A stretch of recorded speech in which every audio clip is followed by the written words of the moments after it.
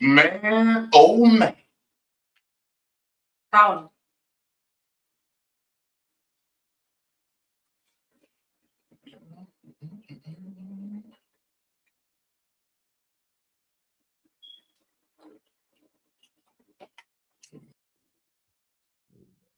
Boom, there we go. We ready to go. All right, here we go. You know, when you ain't on the sticks for a while, bro, you get a little rusty. But we back ready to go, man. First and foremost, God is good, man. God is good, bro. Man, I want to thank everybody for, I had a little health issue for a couple of days. You know what I'm saying? I had to go to the doctor. You know what I'm saying? And one thing about, people always say, man, the thing about life is, man, health don't buy wealth, bro.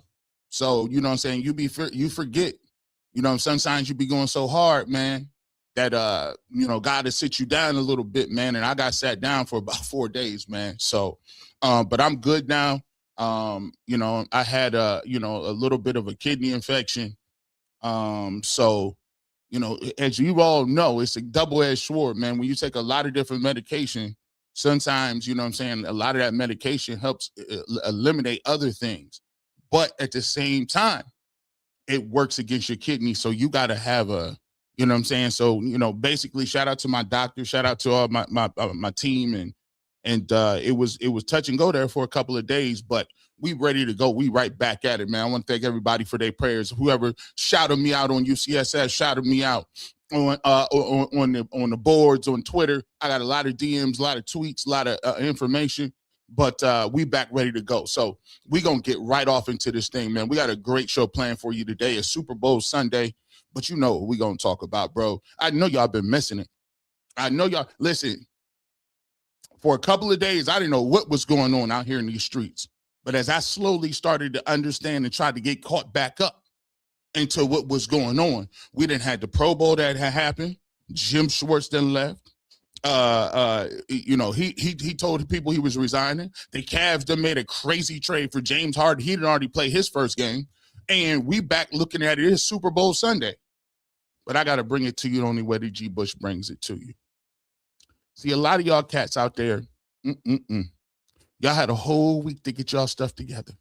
You had an entire week to prognosticate and break this down to the good people, and you couldn't do it.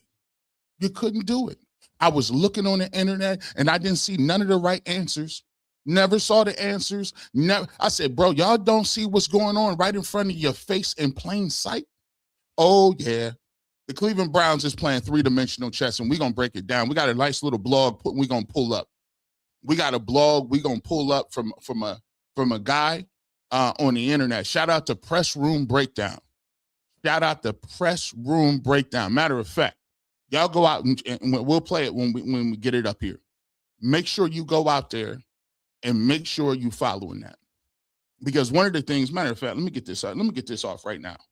Man, you know what? Let me get that on. Let me pull it up so y'all can already know where we're going with this, man. I like his channel. I just ran across it. I was laid up in bed, was looking at some stuff, and this man, he got some heat.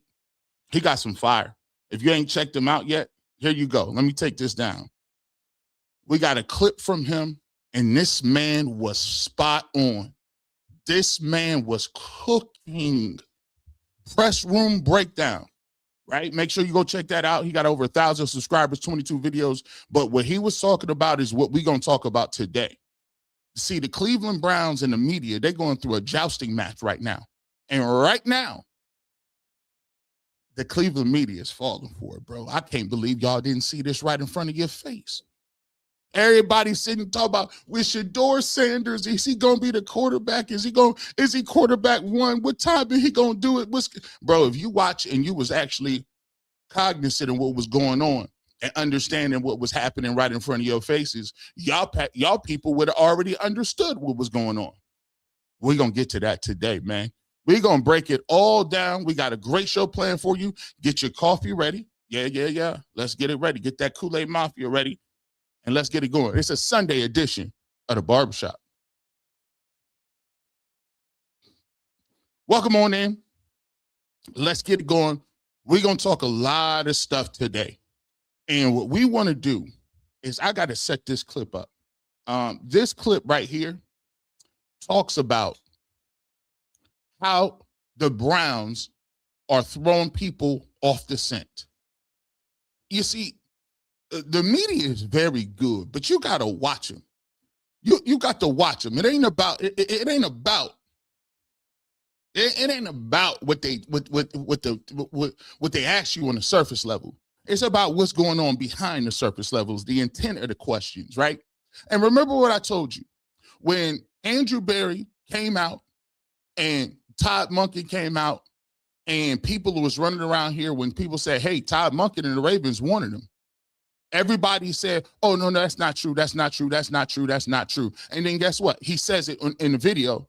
And then guess what? They still try to tell you that's not true. In other words, you so boo-boo the fool and so stupid, you so ignorant that you can say, people will say something right in front of you in your face, and they'll tell you, they didn't mean that. They didn't mean, that's not what they meant.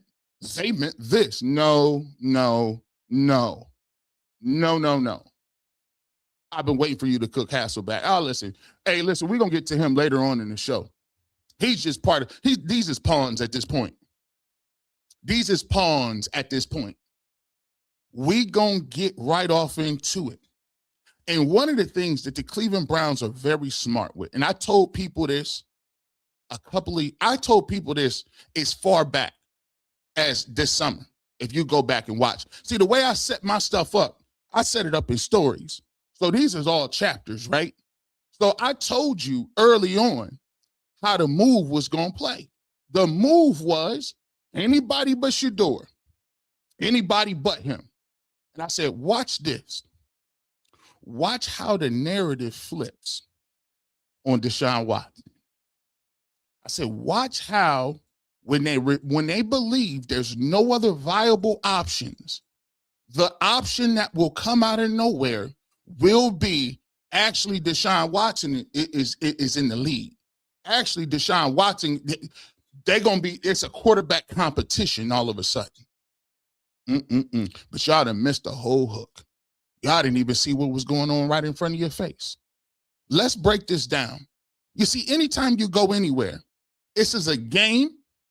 This is a game of gotcha. And this young brother, whoever he is, shout out to him. Press room breakdown. This man understands it. This is very critical. I wanted to make sure everybody get what we got going on right here. Let me show you how he breaks this down, because he does a phenomenal job of showing you how the media tries to catch you up in certain things and seem unassuming, but they're looking for specific answers because they're trying to build narratives around anything that you say. So right now, because the Browns have not given them anything concrete, they out there swimming. You notice them takes be all over the place.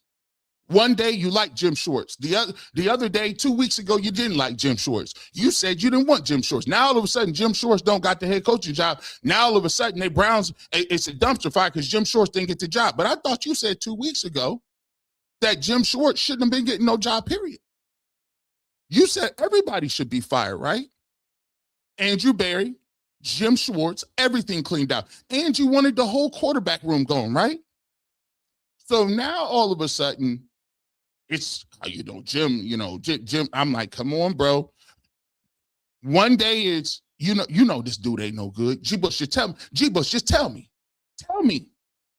He ain't no good. Listen, just admit he ain't no good. Just admit it. Please admit it to me. Tell me. How you gonna try to tell me what I believe? How you gonna tell me what the film say? See, but it's not about whether or not they got a genuine question, whether or not Shedeur Sanders can play football. It's not even about that. It's that they are trying to build in a built-in narrative before the season starts, where if you damned if you do, you're damned if you don't. Let's let this young brother break this down. Let's cook. Let's go. Here we go. The introductory press conference. On the surface, this looked like a standard introductory press conference. New head coach, familiar faces, expected talking points. But Press Room Breakdown is about listening for intent, not just content. Veteran reporters don't waste the opening question. They go straight to the pressure point. And in Cleveland right now, that pressure point is Shedeur Sanders. Veteran Browns beat reporter Mary Kay Cabot opens with a two-part question. That's a familiar pattern if you've watched her in press conferences. The first part demands a clear designation. The second part applies pressure if that designation isn't given. Will you head into this offseason with Shedeur Sanders as your QB1? And if not, what is your approach to the whole quarterback situation as you move into your new job? This question puts the coach in a tight spot immediately. If he says yes, Shedeur is publicly crowned before camp begins. If he says no, Shedeur immediately carries doubt into the offseason. Either way, the narrative hardens instantly. I subscribed to his channel right after he said this. I said, woo, he cooking. You see, they're trying to get you on record for a got you moment. And I told the Cleveland Browns, remember what I said way back when Andrew Berry said, under no circumstances am I going to come out right now and tell you that Shedeur Sanders is going to be the quarterback. Because what they want you to do is they want you to pigeonhole you into that comment. Then they will tell you how crazy it is for a quarterback that played the way he played. And it was such a question mark that the Browns are giving him the job. They didn't give him, they're giving him the job without working for it. So now if it don't turn out well, all of a sudden it goes back on the organization because they didn't do what they needed to do to upgrade the room. They didn't vet this guy. They didn't put him through the rigors. They didn't, and if he says no, if he comes out and says, nah, I'm not crowning you, and he say it in a specific way, then the whole time, the rest of the offseason, you can go around and say, the coach don't even believe him. The organization don't believe in him. They said they're going to get another quarterback. He might not be the quarterback. He said this. I said, bro, you got it together. Damned if you do, damned if you don't. Now watch how the Cleveland Browns and Todd Monken have been rehearsing this. You notice after he came out and they gave him the dap and the hug and said, I'm trying to go ahead. And we tried to draft you over here. Right? Remember he told him that? See, he put that little piece of information out there. And what they was doing was testing the waters. Notice that when they put that clip out, they saw how everybody in the media jumped immediately. Then you got Hasselbeck saying, oh my goodness, he shouldn't even be a backup. He said, oh yeah, we placed the bait for you. We wanted y'all to expose yourself. Which one of y'all is hating? Everybody came out. I don't know. Listen, that they didn't mean that. Guys, this gets tough. And that's the giveaway. The words sound like a depth chart question, but the intent is about belief. This is the moment where a coach can accidentally lock in expectations, create unnecessary pressure, or protect the evaluation process. Let's listen to how Todd Monken handles it. Well, I think like any position on the team, that's still to be determined. Am I excited about Shedeur? Am I excited about all the quarterbacks in the room? Am I excited to coach this football team? Absolutely. I can't wait for them to get back and for us to get started. Monken doesn't give Shedeur a label, but he also doesn't distance himself from him. He keeps the competition intact without signaling doubt. That protects Shedeur from carrying a headline into camp that he didn't earn on the field. When the media doesn't get the answer it wants, it rarely stops asking. Instead, it changes how the question is framed. Now, woo! See, he keeping them clean. You see, everything that they doing right now, this is called insulation. This is called let's circle the wagons. As a matter of fact, here's how and if y'all was smart enough, y'all would be reading the tea leaves, right? If y'all was smart enough, y'all would be understanding right there, right? So when you're comfortable, let's talk about this. Prior to Shedeur Sanders getting on the football field when Kevin Stefanski was here, how many interviews was Deion doing? Well, how many interviews was Coach Prime doing? None. I saw Junior on with Cam Newton. I'm like, dang, bro. Shiloh, he all over the internet. All of a sudden, Denzel Ward giving interviews. Now all of it, people coming out being as Emmitt Smith come out, he demonstrative as heck. He out here going, all these people is now coming out the woodwork. Ask yourself this question. Why are they so comfortable in giving interviews today than they were when Stefanski was here? Well, that tells me the coast is clear. That tells me that what they already decided is already decided. What they doing to y'all is window dressing, and they using your aggressiveness against you because you can't even see right in front of your doggone face. Let's keep it going. Let's keep it cooking. Another reporter steps in with a different kind of question. It goes a little something like this. As a former quarterback, what are you looking for in a quarterback? Sounds harmless on the surface, but in this context, it invites the audience to start evaluating Shedeur indirectly. Just want to ask you, as a former quarterback, what is it you're specifically looking for in a quarterback? What is that trait? What are the traits that you feel like are critical for a successful quarterback, regardless of level? If Monken lists specific physical traits, the audience immediately starts measuring Shedeur against them. If he avoids the question, it can sound evasive. Either path invites evaluation before the process even begins, because this isn't really about traits. It's about whether he sees Shedeur as a quarterback the organization can build around. Woo! He's cooking. He is cooking. He's dead on. He is out here whipping that work in the kitchen, bro. See, it ain't about that. It seems like a harmless evaluation question based on what you like in a skill set for a quarterback. It's not about that. They want you to tell them, they want you to give a list of traits and then compare your list of traits that you gave them to what they already lied about with Shedeur Sanders.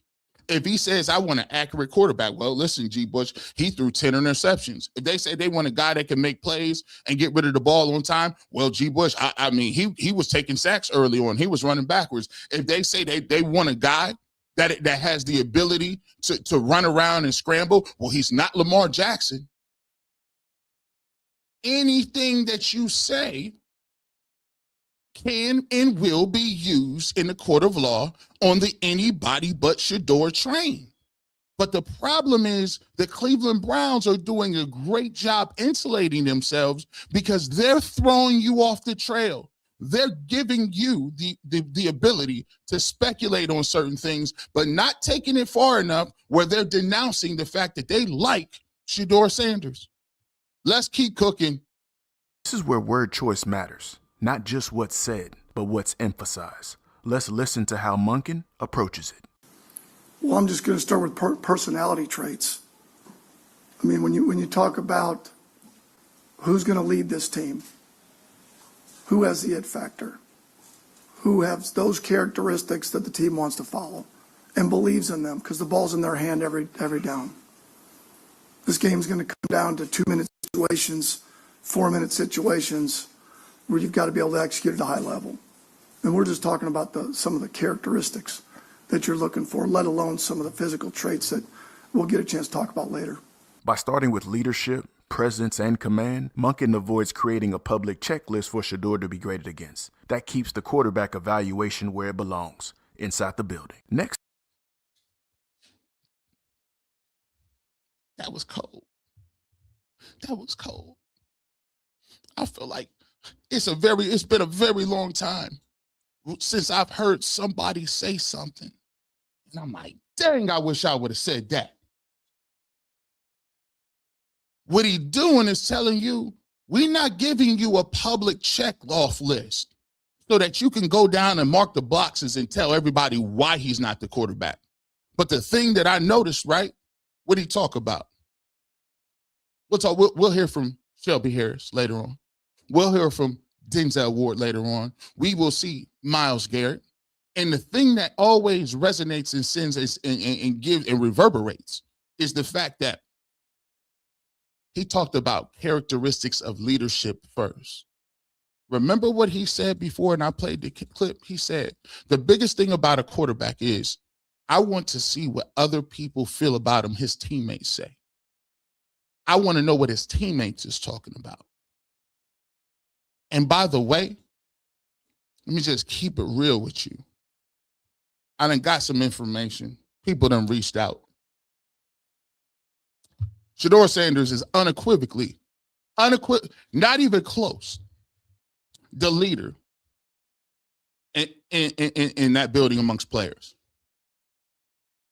I've heard from I done heard from multiple dudes, playmakers, ball players. I done heard from so many people over the last week. They're like, bro, this is a rap. What you talking about? Shedeur, the quarterback. What are you talking about? But the Cleveland Browns did a very smart thing. First of all, they wanted to expose the people that they're going to have a problem with. See, when you're in a press conference like this, Todd Monken got to look around and say, okay, who I'm going to trust to ask that question? Because you got to realize every one of the reporters is starting over. They don't have a relationship with Todd Monken. They don't get no inside information. They don't get none of that. So now he gets an opportunity to interview them just the same way he's interviewing. They're getting an opportunity to talk to him. The media pivots to Todd Monken's time in Baltimore. On the surface, this sounds like a draft history question, but the timing tells you it's about something else. Before we get to this next question, it helps to pause for a second and ask, what is the media really trying to learn here? This isn't about Baltimore's draft board. What they really want to know is whether Shedeur is the kind of quarterback Todd Monken believes in long term. Not just whether he likes him, but whether he sees him as a franchise guy. It's common knowledge now that Baltimore wanted to draft Shedeur. How much did you contribute to that decision at the time with Baltimore? Did you do any personal scouting of him, and what were your thoughts back then? If Monken says yes, Shedeur becomes his personal project. If he says no, Shedeur becomes someone he inherited. Either answer invites a storyline before the season even starts. Boy, see what they doing. They want to get you on record early. Remember when I told y'all one of the biggest things that Kevin Stefanski did? Kevin Stefanski's biggest issue was coming out here talking about the situation and being like, it's Shedeur Sanders. We're going to have a 14 quarterback competition. When he said it was a 14 quarterback competition, it put a bright red bullseye target on his back, because then people were going to hold him to, you said it was going to be a competition. Then we found out it wasn't. We found out it was a farce. It was a ploy to not let him play, and you wanted to redshirt him. You told people in the media you had no plans on playing Shedeur Sanders. The problem with that is the organization found out. The problem is Andrew Berry said, no. We will move every single quarterback that we got before you even get to play that role. Turns out people talk a little bit. Now, what they want to do, they want to set up the road. Why you think people be going so hard at, I don't think he's the guy. I don't think he's the guy. I don't think he's the guy. They're going to draft another quarterback. They're going to draft. No, you swimming. It ain't the fact that you don't agree that he hasn't shown any traits. It ain't the fact that you don't agree that he's shown and made some plays. What you're looking for is you're trying to find your proverbial I got you moment, and they're not giving it to you. And for the people that's in the know, we know you swimming. We looking around like, oh yeah, nobody told y'all nothing. Oh, y'all is in the dark on this one. Yeah, hey, Monty Barry, we're going to get to that. Deshaun Watson out here living his life. We're going to get to that too. This is another moment where what's not said matters just as much as what is. Let's listen carefully to how he handles it. I think it'd be unfair for me to comment on another organization's process. I think that would just be unfair for me to go in depth of where we were at in the draft. Obviously, we had an affection, like a lot of teams, of Shedeur's skill set and what we thought he could become. But I really wouldn't want to go in depth of another team's process.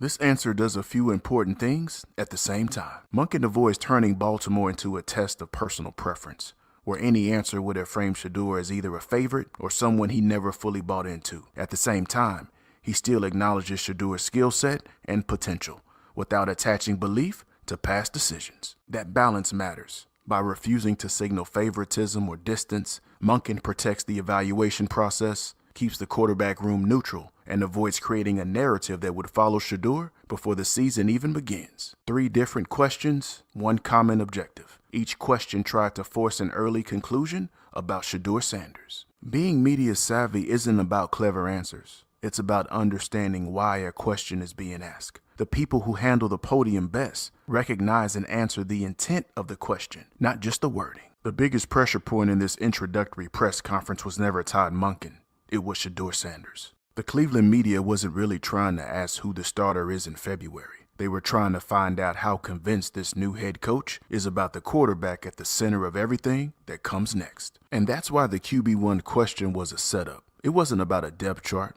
It was about belief, expectations, and whether a narrative could be locked in before the evaluation ever began. This is Press Room Breakdown, where we slow the room down and study how the message gets made. Man, listen, man, shout out, man. Make sure you going. Listen, let me put this back up. Shout out to this brother, man. Press Room Breakdown. Make sure y'all go subscribe. I like the way he put that thing together. He put that thing together, bro. He had 3 of them things. He had 3 rounds. It was set up beautifully. That right there, that's the type of content I like. That's the type of content from thinking people. That's the type of stuff I want to see. It's more than meets the eye. It's Transformers out here. Make sure you go break. Man, listen. I said, we're gonna subscribe to that one. We're gonna subscribe to that one. You see, when you look at what they're doing, they're telling y'all and how they moving, right? They telling you and how they moving. And we're gonna get to one of the reasons why they moving that way. Because Coach Prime is on the hunt. Coach Prime is on the hunt. They ain't looking, they not playing with nobody, right? So let's start off, remember what I said. It's not about what it's about what the other people are saying. Because when I'm talking to folks in the locker room, they're like unequivocally, oh, still crying over that dude checking that dude on ESPN. Oh, and that's just light work. Hey, Monty, this is why the receipts be, yeah. Coach Prime, this is why they swimming out here. We really liked him. It didn't help. It didn't help in the draft when you had him on the show last year this time. It didn't help. So you probably was the one that killed him. Did you sabotage my son? Because it didn't help. I tried my and best. nothing you did I tried my best to help. You just told me he was kind, he was wonderful. He shook everybody's hand. Yeah. I tweeted it. But you didn't tell that to nobody. Huh? Yes, You I kept did. it a secret. It went viral. Nobody saw it. I spread the good word of how kind Shedeur Sanders was. But you let the whole world lie on him. I tried. Did you notice all that stuff just kind of just went away? So you agreed that it was slander. Absolutely. Yeah, it was horrendous. It was horrendous. It was character assassination. Yeah. I think that so it's okay for me to feel some type of way about the NFL. You would understand. I without a doubt. There you go. There were things that were said about Shedeur. There was lies that were told. Boy, you think, watch this. You think, courtesy of ESPN, by the way, you think that Coach Prime would be talking this spicy if he didn't know I'm about to get a fair shake this year? You think that he would be talking that spicy if he didn't believe, oh, we didn't already know what we doing? And Coach Prime did a masterful job of this. See, I had a problem with this. I believe in this. If you gonna be loud and stand on the table when you are wrong, when you had it wrong, when you was buying into the narratives, when all like don't then come back later and try to act like you wasn't part of the reason that got perpetuated, because either you part of the problem or you part of the solution. Don't stand up here and play the innuendo game about the character, what he was doing, how he was moving, and now all of a sudden, oh, I thought he was a good kid. No, absolutely not. After when he fell to the 5th round, everybody and their mom hedged their bet because they said a 5th round pick will never get the opportunity, because they tried it. They tried to bury him on the roster. They tried to tell you he wasn't going to play ever, right? So you felt good about that. You felt good about it because all of the data was on your side. You had a coaching and play that was already moving the strings a little bit. You notice, Brian, where Brian Dable's job at? I find it funny. Brian Dable was so worried about spreading propaganda with another quarterback, he couldn't even coach his one. He got up and got fired. Bye-bye. So this is one of the reasons why people are so scared. Because watch this. Prime is not jumping off that pedestal. He's on you forever. So you got one or two ways. If you was an op, he view y'all as the ops. You was trying to slander my son. If you want to just talk about football, they had people that's national journalists that try to tell you he don't be in the front of the room. Proof came out, he was all in the front of the room. People talk about he can't even walk and chew gum. He don't know the playbook. Can't get in and out of the huddle. If you ain't never been in no huddle, how you know how to get in and out? See, this is why you said you was going to come back and ease into this, G. Bush. You was not going to come back with this level of fire because you said it was a Sunday. If you ain't never been in and out the huddle, stop telling me about, if you don't know what plays is being called, how you going to tell me a person know what? So here's the problem. Nah, I'm going to save that. You're going to have to stick around for that. But just watch how people is moving. They'll tell you. You think they ain't in their bag? He, right here, while Todd Monken was saying his role is to be determined. And I heard, they wrote me, see that whiteboard? They wrote it and they said, ask him about that. And I did. And he handled it perfectly. What's wrong? Why not commit to Shedeur in 20, like right now? Why not? Is it the right move?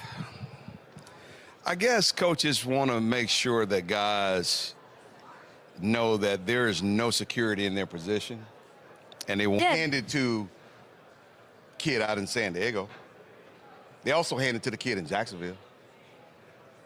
They also hand it to Sam Darnold. They also hand it to other players. So. Well, it looks like these legends is feeling real emboldened today. He said, now let me get this straight. They handed it, not keep going, Emmett, rushing leader. Keep on going. Nah, finish your breakfast. Let them know. They giving it to Tyler Shook. They giving it to Jackson Dart. They giving it to Cam Ward. Right? They giving all them guys shots. They giving ain't no competition with that. So here's how it works. They drop you, then use the fact that they dropped you to then say that you don't deserve to be given anything. Then they tell you based on, and it's the crazy thing. It's the worst quarterback room in the league. It's the worst. See, if you think you keep saying that, you think it'll stick. But the problem is this. Let me ask you a question. Why is it that all of the Hall of Fame players seem to like Shedeur Sanders, but everybody that never played nothing in their life don't? Why is it Emmitt Smith like Shedeur Sanders, Hall of Famer? Thad Johnson, Ocho Cinco, borderline Hall of Famer. Shannon Sharp, Hall of Famer. We ain't even got to talk about Deion, right? We ain't got to talk about Kurt Warner. Seems like Tom Brady likes him. Drew Bledsoe likes him. Eric Dickerson likes him. This is just off the top of my head. This ain't even like Joe Thomas likes him. My question is, bro, why it seem like all of the people that actually play something and have done something that understand what the game is, why is it that they understand that Shedeur Sanders was up against it and he made plays this year? Well, the reality is because they're not trying to gain anything. They are who they are. You see, what Coach Prime proved is this. And J. Cole said this. Shout out to the Fall Off. Shout out to the mixtape he dropped with Clue, by the way, too. Birthday Blizzard. On Birthday Blizzard, he said, it's funny how all of the rappers then turned into podcasters. And there's two ways you can eat in this industry. There's two ways you can eat in this industry, right? And one of those ways is you can be pro something or you can be anti something. You can be pro Shedeur or you could be anti Shedeur. If you came out and you was anti Shedeur, then it gives you no capital ground, no incentive to then switch sides because you're never going to gain more than the people who said Shedeur was cooking. There's always, that's why there's always two competing places in the world, right? There's liberal and conservative. There's a Republican or Democrat. There's ops or the homies. And the thing that you got to do in this game is you better farm engagement. It don't matter what you say. If you want to be relevant in this industry, you must farm engagement. And if you are a legacy media, you're not going to get over by doing the regular middle of the road shows. You got to be coming out saying this dude should get cut tomorrow. You got to be coming out saying these guys is terrible or Shedeur should be a back. Listen, you have to engage so you can either rage bait or show love. And guess what? Coach Prime did already picked your side for you. Like Kendrick Lamar said, hey, nah, I'm going to pick you. Since y'all want to pander, I'm going to pick a side for you. You go over there. Talk to him, Emmett. And what does Cleveland have? Absolutely nothing. So what's the debate? Are you going to give it to Dylan again? I mean, when you have players, see, the one thing about players. You just gave me goosebumps, Emmett. One thing about players, they know who the captains are. How many times has we, I know it's Sunday. I know it's Sunday. How many times am I going to have to mention this to you? This is now two people. See, this is a theme. Todd Monken said it twice. He said it back with the Baltimore Ravens before he got the job. I showed you the clip. He said, I know my quarterback by the leadership. When he was asked in the previous clip we just had just now, he said, it's the leadership. People in the locker room know who it is. Emmitt Smith then came out and said it. Do you think this is just a conversation? Do you think this is by chance? This has been talked about organization-wide. Look how Emmitt Smith got his legs crossed. This is a leg cross of, yeah, we done already won the war. Y'all don't even know it. Steve Young understands it. This right here, what Coach Prime did, that was, oh, my son, he's strong enough to take it now because we already know what the plans is for this year. We couldn't do that. We was behind enemy lines last year. Emmitt Smith wouldn't have came out and said this last year. You know why? Because he didn't want to put Shedeur or Prime in a position that they would say, see, this guy can't even play. See, this guy ain't proved himself, and he got people, this is why we don't like his fan base. He would have never said that last year. But guess what? He got his leg crossed right now. And they know who their leaders are, and they know who they can believe and who they trust in. It's the organization, it's the coaches that have to get it right. You can name somebody a captain, but if they don't have the respect of the team, they're not truly a captain. Some people earn that right. I would imagine Myles there is the captain, but no question. He's one captain on the defensive side, but who's the captain on the offensive side? Woo! What? This is a man that know all the answers. Because guess what? When Shedeur Sanders is a starting quarterback, he will be a captain next year. Get ready for it. Get ready for it. Just letting y'all know right now. This is a man right here that looked like he didn't talk to somebody. Have you been talking to Jimmy? Have you been talking to Myles Garrett? You seem very confident right now. Tell me. Who believes in who? Who, when you step on a football field, how are the players responding to you on the football field versus someone else? Church of Emmitt Smith here. Would you have named him the starter? I would. If that was you, you right get the head coaching job, they're asking you, yeah. Oh yeah. I haven't seen anyone else earn the right to be that but him. And he hasn't played enough and haven't given him enough chances to be on the football field. And when he's on the football field, they feel better. They look better. I'd like to know a little bit more about that before you go, because your words matter. What should... Look at this smug little look on his face. Go ahead, Emmitt. Go ahead. Go ahead, let him know. Listen, this a man that done been, listen, he done, come on, bro. This is why I put the thumbnail out the way it looked, bro. This is why y'all got a problem, bro. Y'all don't be doing your homework. Y'all be doing surface level stuff. You don't understand that these conversations that already took place. You think this man ain't up here? She gonna say, now you wanna be, listen, she hit him. Now you wanna be, we gonna put this out. Emmitt, are you sure you gonna stand on business on this one? I want to say, I want you to tell me we got you out of context. He said, bro, boy, if you don't. Door done that convinces you that he should be. The team believes differently. You can tell while you're watching. His energy is. No. The same folks, now mind you, I'm just G. Bush. And when I say I done took roll call, Cass is like, oh, listen, Shedeur, he already in there.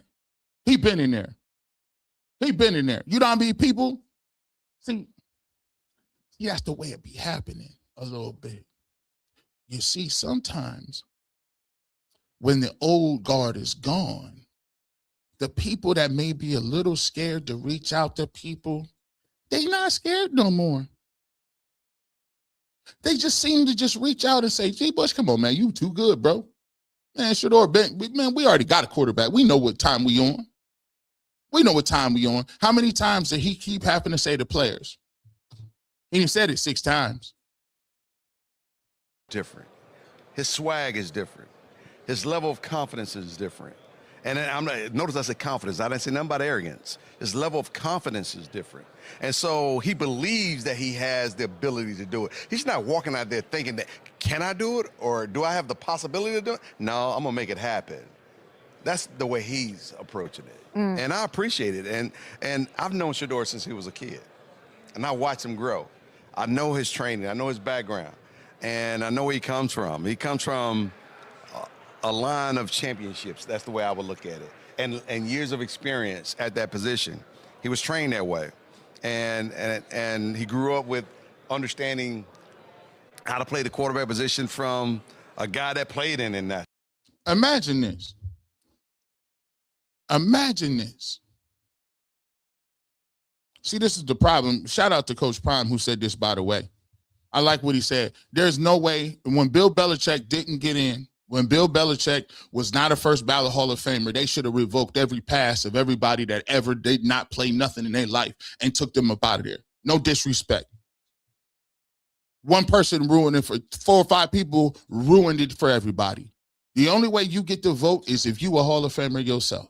We not even getting to that other stuff. And imagine this. You grow up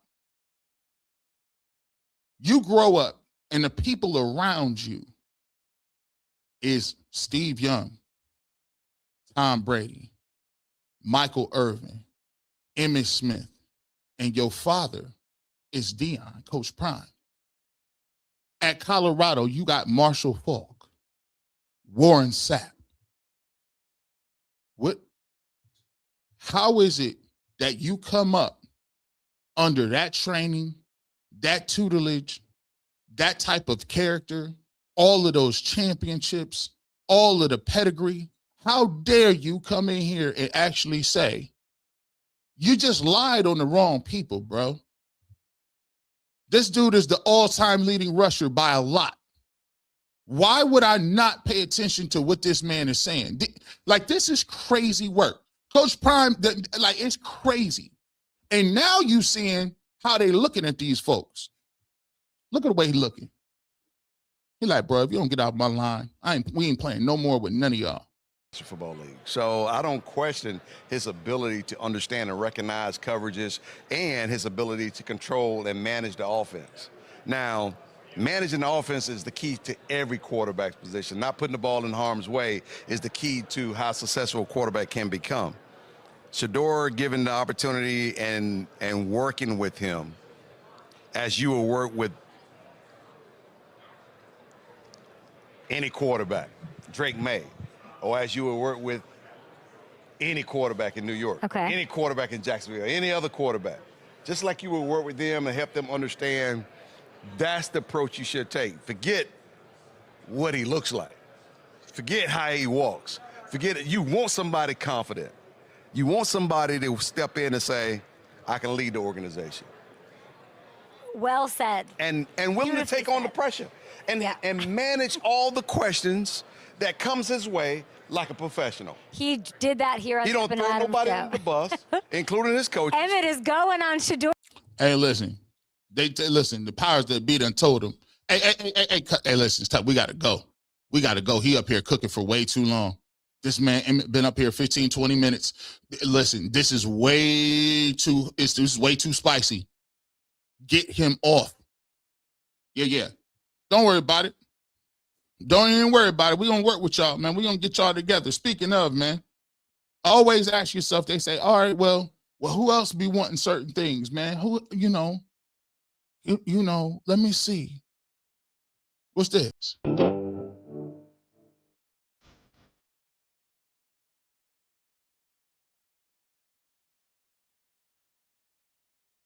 Boy, that hurt, don't it?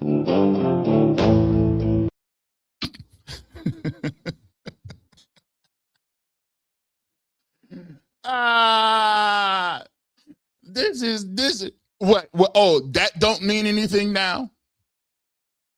So let's see how many mental gymnastics you got to do to just say Myles Garrett was just trying to show off his beautiful watch. Myles Garrett done been in the league how long? He ain't never put his wrist up with no watch on nothing. Myles Garrett listen. When Emmitt Smith said Myles is a captain on one side, who the other one? Well, Myles Garrett just told you that. But again, Myles Garrett told you that from Jump Street. He told you that he liked Shedeur last year. So let me see the mental gymnastics about why this wasn't an endorsement of Shedeur Sanders. Yeah, I mean, you got to do mental gymnastics to be like, oh, this don't count. Andy smiled. He's still messing with his wrist.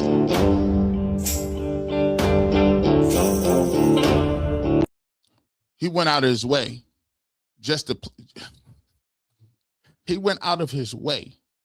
to get you off the sticks. Shelby Harris, let's talk to us again. You've been out here. Why everybody so confident? Why the level of spiciness that we're receiving? Coach Prime calling folks out. Myles Garrett is showing the risk. Emmitt Smith is going 15, 20 minutes about how y'all cats is tripping. What you talking about? He been nice. Shelby Harris just keep going on shows. Shout out to Shelby Harris. He gets an unfair rep from a lot of people and about stuff that they don't even know about. You know, he's a great kid in the locker room. And yes, he's young, but we all were at one point. You know what I mean? So that's the biggest thing is he's going to make mistakes. He's not going to be perfect, but we're going to be there with arms wide open to help him succeed. With arms wide open. Is you got Creed with arms wide open. Dang, Shelby Harris. Arms wide open to help him succeed. And I feel like the narrative about him is so wrong. He's bright. He's so intelligent. He's vocal. And isn't that what you want in a leader? You want somebody that's going to tell you when you're doing something wrong. You want somebody that's going to correct you and also be there for you when you mess up.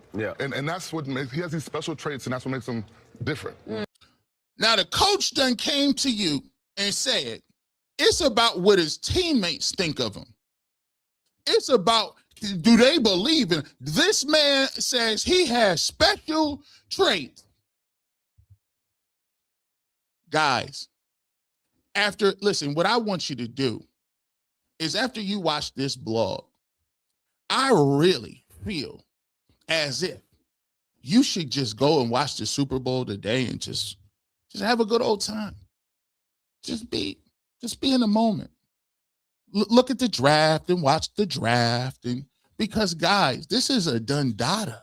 This is right now.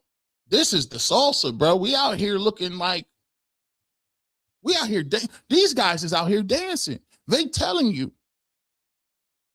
They keep telling you. And you got people still saying he's the worst quarterback.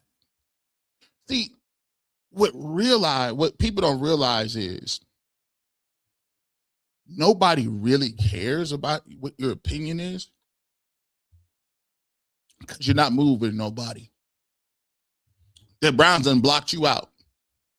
They done circled the wagons. They done deflected your moves. They done told you whatever you wanted to hear. But they in plain sight telling you in your face, stop telling, don't you listen. Let's keep it pushing. You tell me, am I lying here? That's why I was disappointed. Where was, y'all don't get this? Y'all didn't understand none of this? Y'all didn't get none of this? I was going a whole week. They was telling you what the receipts was. Let's keep going. We just going to keep going. Who is this? Who is this right here? Shedeur, he has all the confidence in the world, and you love that in a quarterback. He'll be a good player in this league. Does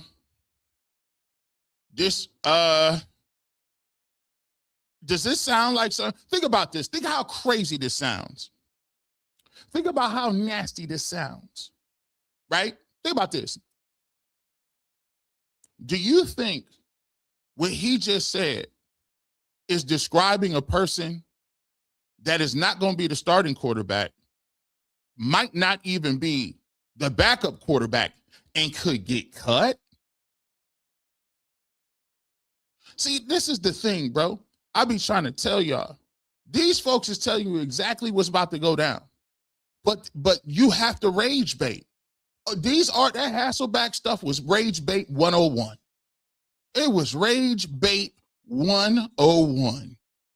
See, rage bait happens when you take it a step further.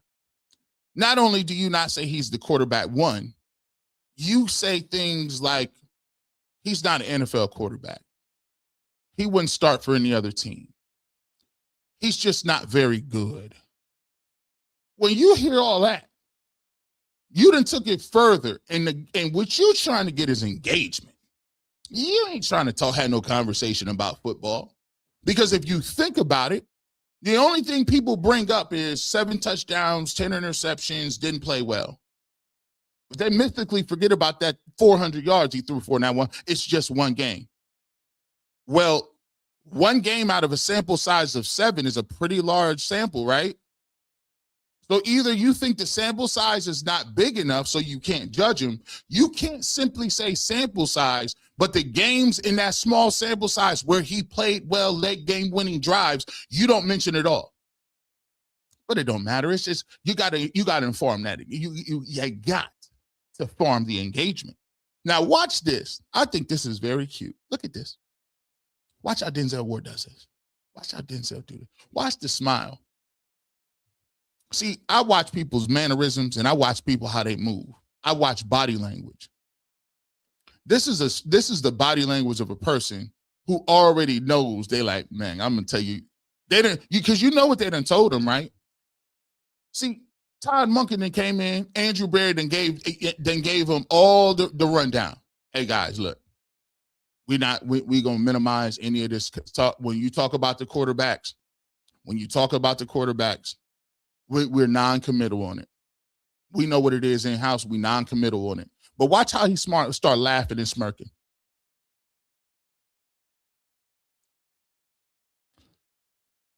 Tristan Skywalker. Just because Emmett is friends with his father and knows Shedeur since he was a child does not mean he can't be objective. Smith would not put his credibility on the line. So let me ask y'all a question. Watch this. Here's how you debunk that. If Emmett was so biased, why when Junior was playing football, he didn't say the Junior should be in the league? Why when Shiloh got cut, did Emmitt Smith not jump on the top of the table and say Shiloh need to be on the roster everywhere? Did he say that? Because I'm pretty sure that's Deion's kids too. They don't play in the league. As a matter of fact, they doing other things. So I'm pretty sure Emmitt Smith knows Michael Irvin's kids too. He's not pushing those guys. And I don't understand, like, when people be like, these are your friends, this is whatever the case may be. I gave you 10 people from all different generations. White, black, young, old, quarterbacks, defensive players, that all say the same thing.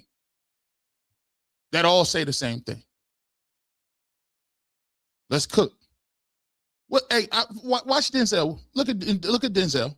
The starting quarterback of the Browns in your eyes? I mean, that's not my.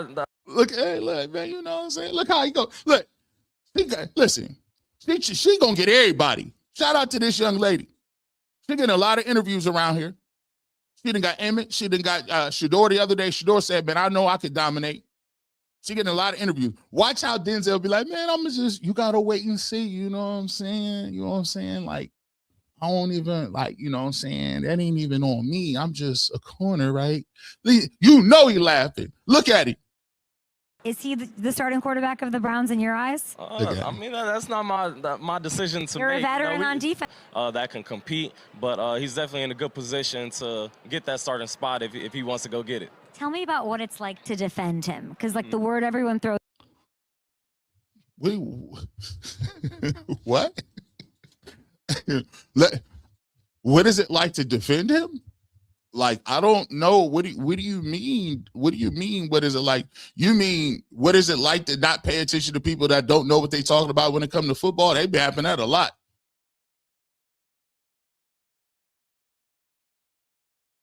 Goes around is his confidence. Yeah. So when you're going up against, as a DB, a veteran you're confident too, you make plays, what is that like? Can you take me into what it's like to defend him? Yeah, for sure. Like, Shedeur, he has all the confidence in the world, and you love that in a quarterback. But I love it too, because that means he'll give me opportunities, and I definitely didn't pick them off a few times in practice. So, but you got to love his confidence. But he throws a great ball, great accuracy, and yeah, he's gonna be a good player. Man, listen. Let me tell you this. I tell you that, man, if you just look around, they'll tell you what they think. Now I'm gonna give you the final exhibit. We're gonna go to exhibit G.5. Shedeur Sanders did an interview this week. Shout out to Shedeur Sanders. You know what? Remember what we told him? See, this is how I know the plan is airtight. You know what they're doing? Shedeur ain't even gave him nothing. They ain't even gave him nothing. Ain't give him nothing. Shedeur, what we talking about? Saul Shiloh brought this up, but he talked about like the 40 M's. Mm-hmm. There was a time we used to I used to. Sorry, there was a time when I used to send you whips. We'd talk about whips, assuming that top 3 pick would happen. Yeah, and it didn't. Yeah. How much did you learn about, I guess, just yourself and then the financial situation when you miss out on, tens of millions of dollars? I mean, are you going? It's out of your control. We know that. I mean, but that's what I'm saying. If you've been operating in regular life and like make decisions that's fine with you, then nothing's gonna change. So that's why I'm thankful and I'm blessed to nothing changed, for me. So like that wasn't really like that's just joking. You know what I'm saying? Like that's just joking. Like could have been like that, but nothing whatever. could change. Yeah. You know? So that's why I'm thankful and I'm blessed that I'm able to be in that situation. Yeah. I'm only gonna bring See, that's the problem. Here's the problem. Bro. Shedeur Sanders is rich, bro. Like, come on, man. Like he's rich, bro. Like I'm gonna just look it up. He's rich, bro. Like he was rich out of college. Like he was getting 4 to 6, according to Celebrity Net Worth, the street. Shedeur Sanders' net worth is estimated between $4 million and $6 million. Now he was already getting NIL money. The problem, like he got a Nike deal, he got a Gatorade deal, he just got an Amiri deal. Like his jersey is the #1 selling jersey. This dude been rich. Like, so like you could tell, like he understands, like we've been doing that. Like when he's told him wasn't nothing changing, he's like, bro, I've been wearing jewelry. I've been had a Rolls Royce. Like I got one. That ain't nothing, bro. I'm about playing the game. Actually, to be truthful, he actually likes playing the game of football. And I think a lot of people misconstrue like jewelry and misconstrue cars and misconstrue things, right? Because they think that's the only thing that flashy young black men like. And we like, bro, like, man, you when you grow up, we always, let me just tell you about black folks. When we go to church, we're going to be decked out. When we pull up to the club, we're going to be decked out.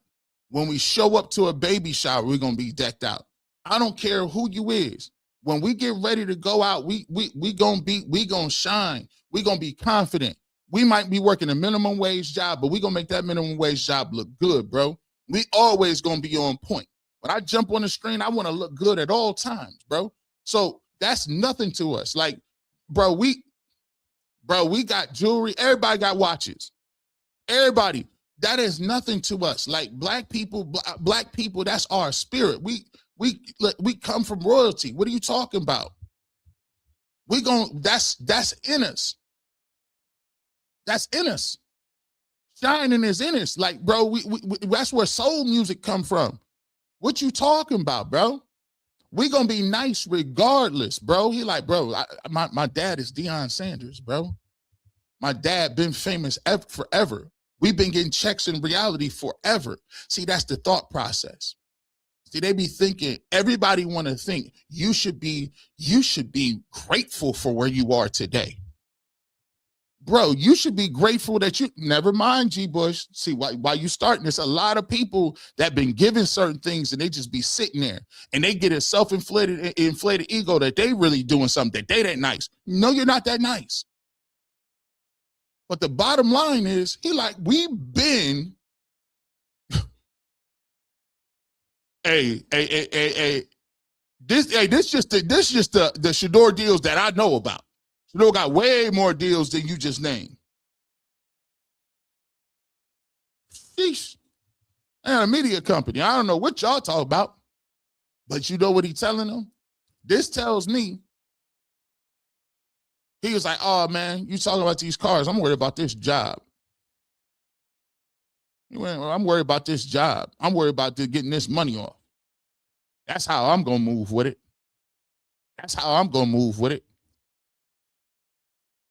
Man, we cooking, man. 3,354 people in here on the Super Bowl Sunday. Hit that like button, bro. Matter of fact, shout out to the Nike gear, man. You see we got the new hat on? If you see we got the new Nike gear on? You see what it is? Hey, are we the first to do it? Are we the first to do it like this? There ain't no sports talk announcers that's doing it like this. Let me show you the Nike. Let me put this down. Let me take this down. Let me show them that little Nike, bro. We out here moving. Let me move my stuff out the way, bro. I got to show y'all, man. You see it. You see it. This stitched on. Let me show you. This stitch. This ain't no fly by night, boy. Get you one of these. These come in all kind of colors. I got a green one. I got a red one. I got a black one. It's a lot of these, man. Check that out. Bushlinebeauty.com. You can go ahead and check that. Go to the Nike gear. Go to the Nike section. Check it out. Let's get to this. We cooking, man. Let's keep working. Let me show you how this thing gonna switch up too. First of all, I got to get to Jim Schwartz. It came out the other day. Jim Schwartz has resigned.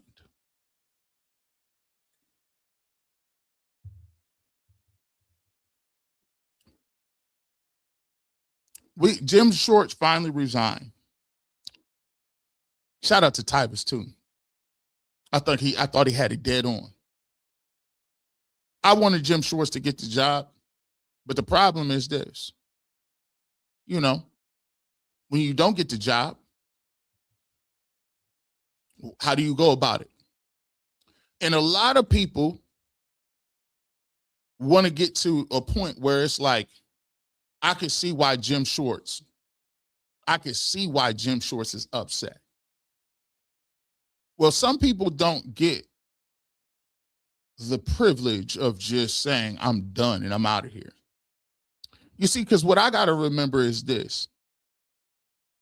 If we want to talk about not getting jobs or not getting nothing, bro, I ain't getting no jobs.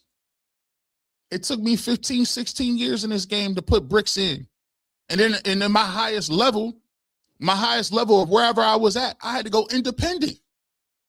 Because still nobody wouldn't give me a job full time. Imagine that.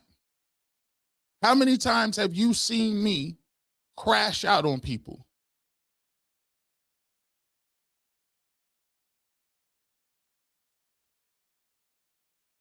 How many times have you seen me air out any grievances I had with somebody that had to do with a business dispute that I was working wherever I was working?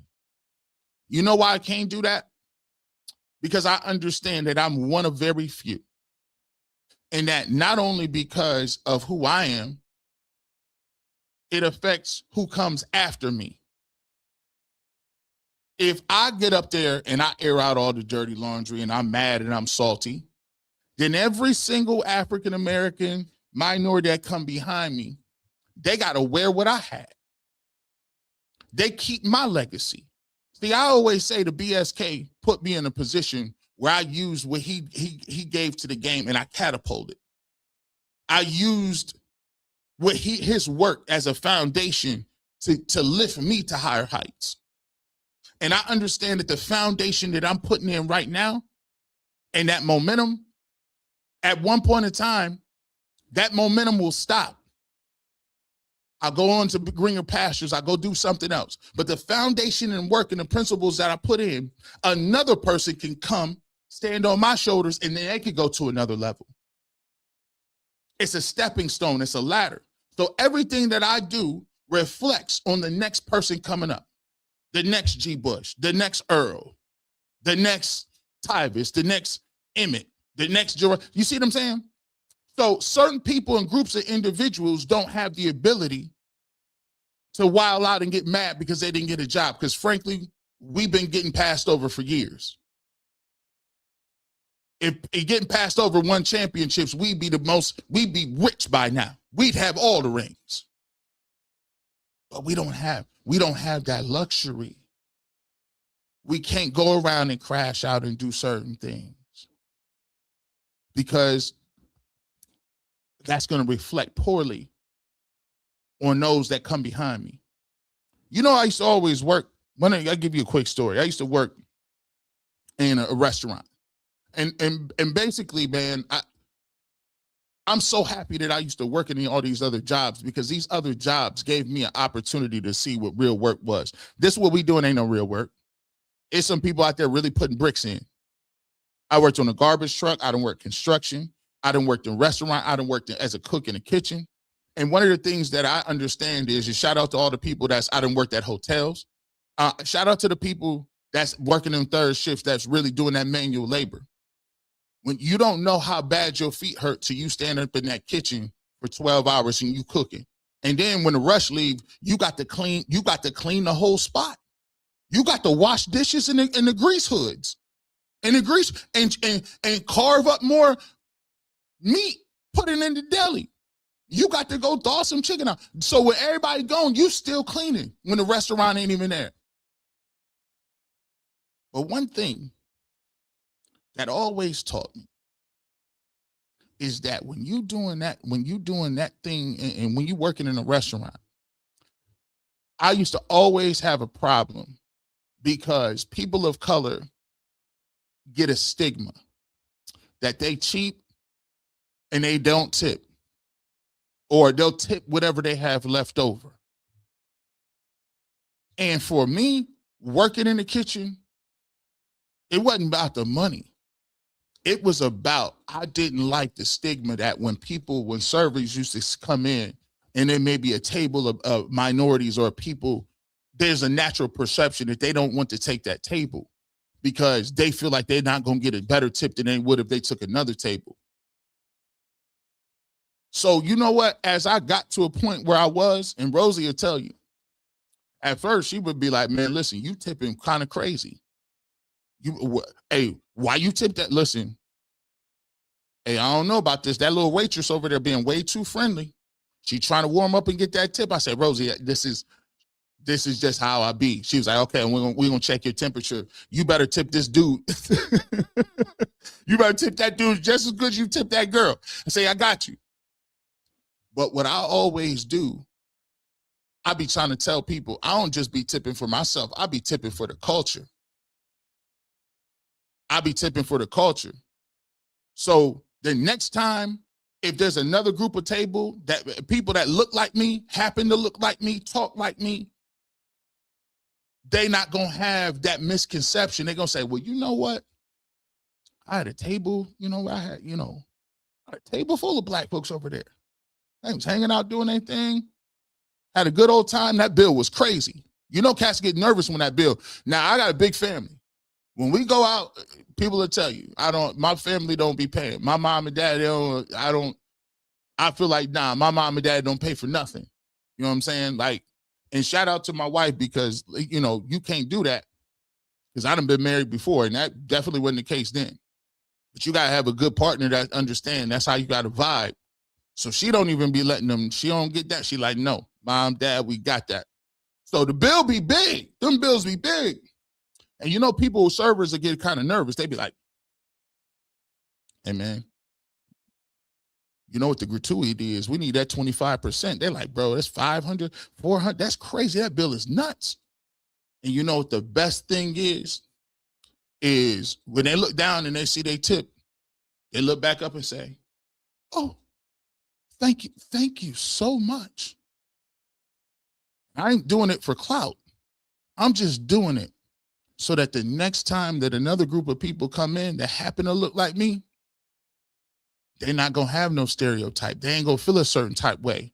And they're going to treat them folks just like they treat everybody else, with the expectation that if you do a good job, you bust your tail, and you out here working hard, that you'll get rewarded for that. So that's for me, how I think about it. And so that's why when it comes, there's a lot of things that I didn't get, or promotions or jobs or podcasts or anything, but I can't do that because that ain't what it is. Sometimes what God got for you, he got for you. And if that ain't what it is, shake their hand and whirl on out. Now, Jim Schwartz, he resigned. And I think that Todd Monken, boy, I did not know about his game. I did not know about his game and how he be kicking it. Let me tell y'all this too. Watch how he did this. Remember what I always tell y'all. Always be willing to use the media to get your message out. This was something that nobody was looking at. This was something nobody was cooking with. Watch how Todd Monken talked about Jim Schwartz and what he planned on doing. Anticipation is we're not going to change the system. Very difficult to go against. I'm not planning on changing the system. We're built for the system that they're in currently. And I'm not going to get into staffing because that's not at this time to get into that. But they can be rest assured that we're going to keep the same system. We're still going to let them attack. We're still going to let them play free. I can't see any other way. They're a big reason why I took this job. The defensive players. I didn't take this job because of Jim Schwartz. I have a lot of respect for Jim Schwartz. Woo. That's how you go cook.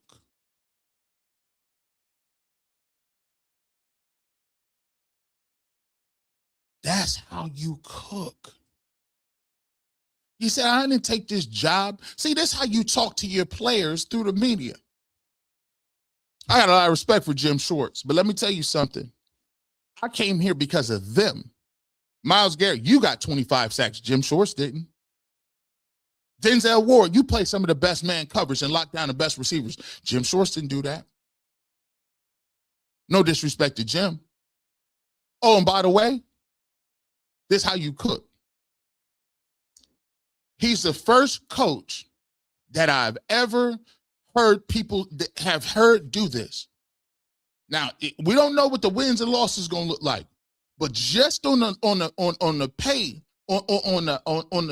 face value, I've always asked why coaches make things much harder than it is. If you like Jim Schwartz's defense,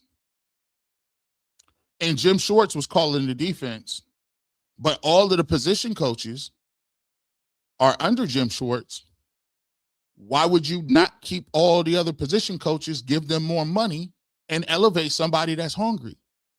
You keep the same defense, you keep the same continuity, you keep the defense that people are good at and the defense that you're built around.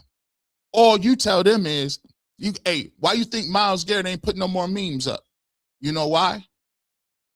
Because he said, hey, if you was just worried, Myles, about Jim Schwartz and you playing a different crazy little defense because you thought I was going to come in and be a tyrant. No, our team is built for that. See, our team is built for that. So be rest assured the defense will stay the same. So they're like, hold on. So you meaning to tell me you just going to run the same defense? Oh, yeah. Hey, you like your position coach? Well, we'll keep him too. Do you like the linebackers coach? We might elevate one of them. You know what he said? Listen, we'll figure that out. You see what I'm saying? Whew. Boy. But as I would hope he has for me. But I took it because of the players that are here, the ownership, Andrew Berry, and the ability to build this roster from the ground up on the offensive side. So, and I said this to the other guys. I didn't think I'd say it, but I'm going to say it. When I was preparing for the Cleveland Browns, I wasn't trying to chip Jim Schwartz. I was chipping Myles Garrett. That's a bar. And when I was sliding a protection to the outside backers or Grant Delpit that were blitzing off the edge. Dom DeMarco. I was sliding the protection of the players. And when I was worried about throwing to the right against Denzel Ward or Tyson Campbell to the left, that's who I was worried about. Dom, this. Yeah, and you didn't. What? So when I seen this, I said, oh, goodness. I said, oh, Jim Schwartz ain't going back nowhere. That's a wrap. When he said, I didn't think I was going to say this, but I'm going to say it. I got a lot of respect for Jim Schwartz. I hope he got respect for me. I said, well, doggone it. That means y'all ain't even really talked this out. You done heard about what he said, too. He said, but when I was trying to find out how to block Myles Garrett, I was talking to Myles Garrett. Not no Jim Schwartz.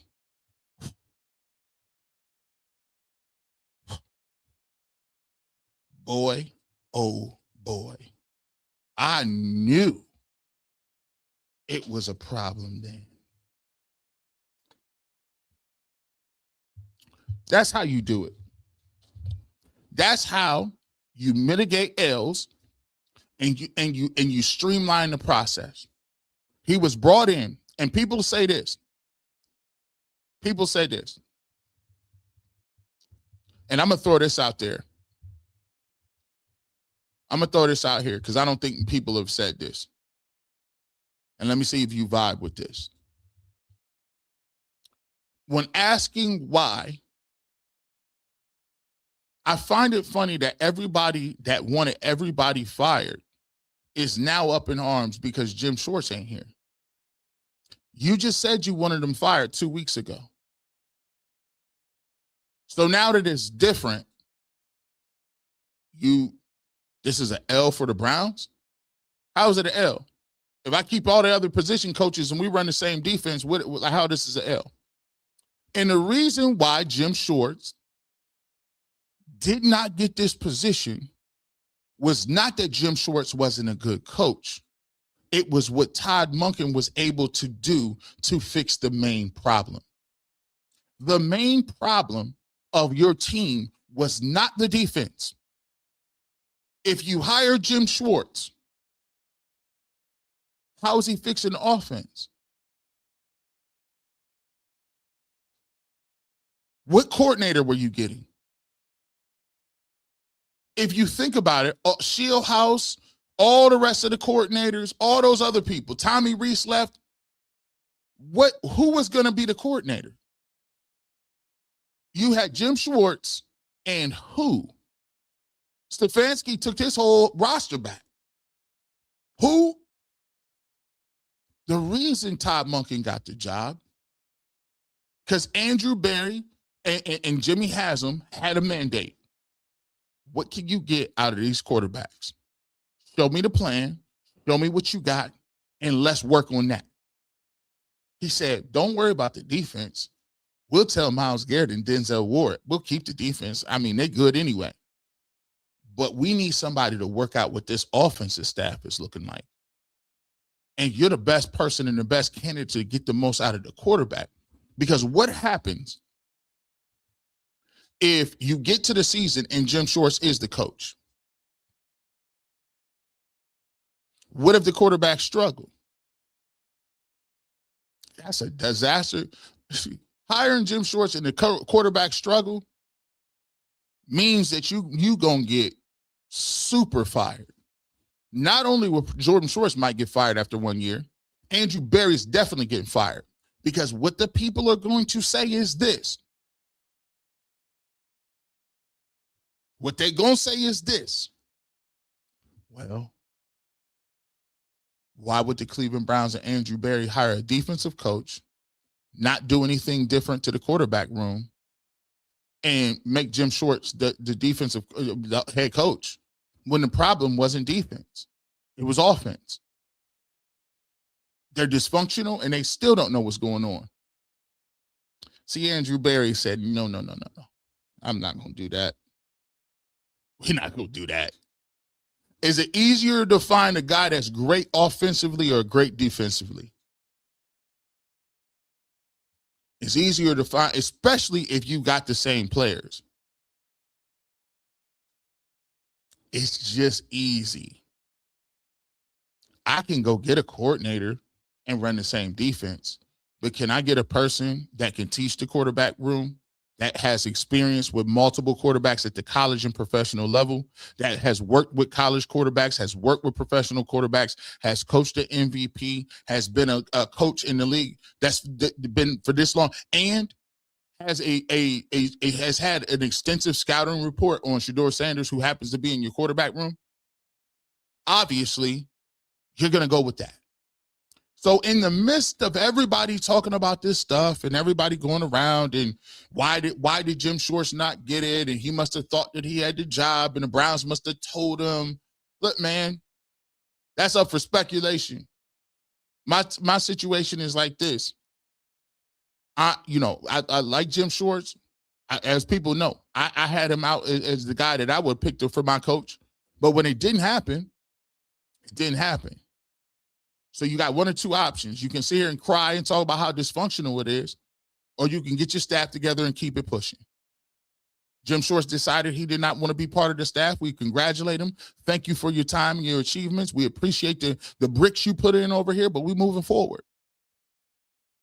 One band, one sound. That's what it is. And I got to keep it consistent. I said whoever it was, I'm going to give them an opportunity to do what they can do. Everybody else said that the new head coach should have the opportunity to pick his staff, right? Why has that changed now? It shouldn't be. I mean, you might just got a little problem. Got a little problem with the way the Browns be moving. It's okay. It's all right. But I'm unapologetically Browns. See, people can't, you know what I'm saying? This the new Browns. I'm unapologetically Browns. So for me, I'm not playing the media middle role. I don't even really identify with the media like that. People like, but you're in the media. I said, people in the media don't be, listen, I want to see the Browns win. That's what I want to see. Super Bowl come on today. You know what I care about? Nothing. Like, I watched the game. I don't care nothing about the Seahawks, and I don't care about the Patriots. I'm not having no Super Bowl party. Like, I don't do that. We're not having Super Bowl parties and have people over. For what? My team not playing. It's about to be me and Rosie sitting here looking around. That's what we're going to do. But a lot of people ain't like that. A lot of people don't be really rooting for the Browns like that. To be honest with you, just to keep it a buck with you. Stick around. I got something I want to get to. Remember what I said about Deshaun Watson? Remember what I told you about that? We're going to talk about that because I knew this was going to happen. They be always trying to pit people together and against one another. But I'm going to tell you why they missed the play. They missed the play, and it's right in front of their face. We'll get to it. But I got to talk about this. Well, you know, I ain't talked about these boys in a minute, but we're going to get to it. Don't go nowhere. Let me tell you about these Cavs. Let me tell you about these Cavs, bro. Darius Garland. No disrespect to Darius Garland. I've been on the Darius Garland train for a minute that he got to go. And the Cleveland Browns pulled a trade last week to get James Harden. And I've seen a lot of people running around in their feelings in their bags. I don't like the trade. The trade is crazy. You done lost your mind. I watched the game last night. And already, the Cleveland Browns or Cleveland Cavaliers is already looking different than they were before. Already different. Let's take a look at this. Let's take a look at it. James Harden was a brilliant move. Brilliant move. Look at this last night. Jared Allen, 29 points, 11 and 12, 7 and 8 from the free throw line, 10 rebounds. What James Harden gives you is the ability to run pick and roll at a very high level. All his touches around the bucket, Jared Allen is all of a sudden unlocked. Evan Mobley didn't even play. Take a look at Donovan Mitchell. 35 points, 13 and 24. 35 points. He was 2 of 8 from the three-point line, right? Sam Merrill didn't even do nothing. He was 0 of 5 from the three-point line. And Jordan Tyson, who's been great, did not have a great game himself. But take a look. Take a look at James Harden. 23 points, 7 of 13 efficient, 5 for 8. And when they needed some buckets, when they needed to get it come down and the Kings was hitting a lot of shots, James Harden was able to knock down 2 threes that was crazy in a almost 60 or 70 a second span to put the Cavs back up. And here's the thing about basketball, which I get frustrated about. It's a lot of people that be running around. If people don't be talking about basketball, like, you think people don't be playing no football? Huh? You think people don't be playing no football? The basketball crowd is even shorter, smaller. To find somebody that played basketball in high school is crazy. But G. Bush, I got the receipts. I played for D. Camp McKinley. I mean, we the most winning basketball team in Ohio history. Division I. So when it comes to basketball, I be hearing a lot of these takes. And I said, under no circumstances is Darius Garland ever been better than James Harden. Ever. The problem we got in Cleveland is we always overestimate. We always figuring it out. We always talking about what somebody might be or is. Darius Garland is not a better shooter. He's not a better passer. He's 3-4 inches smaller. James Harden is an all-time great when it comes. He's 2 all-time and shooting in 3 points made behind Steph Curry. He's 9th on the scoring list. He's always in the top 3 or 4 in assists. And what you saw happen with the Cleveland Cavaliers yesterday is now you have 2 individuals that when it comes down to crunch time, you got a guy that you can't help off of. You got a guy that can create. You got a guy that can take, and for all that we said, people should have known that these dudes was on the block early. Because before, Donovan Mitchell used to always stand up for Darius Garland. DG's the little bro. We gonna get it together. But the problem is, Darius Garland, no disrespect to him. He's sleight of frame. His best attribute is his shiftiness and his quickness to get into the paint. But he has 2 messed up big toes. He's always injured. And when it comes to crunch time, you talk about James Harden not showing up in the playoffs. Darius Garland will come out there and get you 14 points. And you see just the different ways that the offense is moving. You can't just load up on Donovan Mitchell. You can't just have guys coming over there. Now, all of a sudden, your bigs on the pick and roll is rolling to the basket. Now you got a guy in James Harden that can knock their shot down. And you saw what it was late in that game. They ran off a quick 8-0 run to get back into the game. And they don't even have Mobley. When Mobley comes back, they're going to run that pick and roll. They don't have Max Strus. When Max Strus come back, he's going to be another dude that stretched the floor. So to me, I always tell people, and by the way, LeBron coming back too. We're going to get LeBron next year. The Cleveland Cavaliers, by the way, I'm going to be doing Cavs content, by the way. Listen, I didn't check. I used to tell people, I used to do Cavs post games all the time. But I knew what the core 4 ceiling was. That core 4 ceiling, like they had capped out 3 years ago. They tapped out 3 years ago. People say, Evan Mobley was supposed to be the next coming. Evan Mobley was supposed to be doing this. Evan Mobley. I say, guys, Evan Mobley, you just don't wake up and have an offensive package. You don't wake up and have like that. That takes either you got it or you don't. And one of the things that we talk about is, James Harden in the playoffs. You got to get to the playoffs.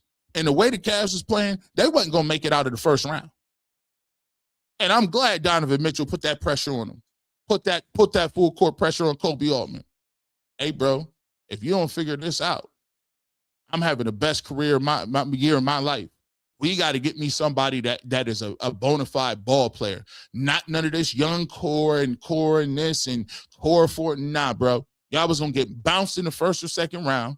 And now, when you go and play guys like Detroit, you can arguably now say that the Cleveland Cavaliers will have the top 3 players in a given series. Top 3. You got bigs that are, it's diversity of offense. You can run pick and pop. You can spread the floor. Hard, there's so much. and you watch this game, I'm interested in seeing the Nuggets come up here a little bit. Cavs is going to take on the Nuggets here on Monday in their road trip. But I'm sitting here telling y'all, the Cavs made a move to put themselves back into contention in the East. And when you take a look at what James Harden is able to do, what James Harden is able to the amount of respect he's able to demand when he has the ball in his hands, Cavs on a different level. By the way, Dennis Schroeder move was masterful. Schroeder. I like what listen, Keon Ellis, I love the intensity. And the first thing that I looked at was guys diving on the floor, moving around for the ball, getting on the floor, doing the dirty things. And the intensity and the defensive ball pressure looks like it's night and day. Because you got bigger with Harden, you got more guys that's more tenacious on the ball defenders. And the problem with Darius Garland was they was hunting him on pick and rolls. When Kevin Durant said, hey, man, guys in the league, Darius Garland, he's one of the most skilled offensive players. But when it comes to the defense, we're going to find you. And we're going to put you in that blender. So the Cavs, man, shout out to the Cavs. It was a big move. I got the Cavs. I think they put themselves right back into contention. The Celtics went and got Vucevic. That's a nice move for next year. They still waiting on Tatum to come back.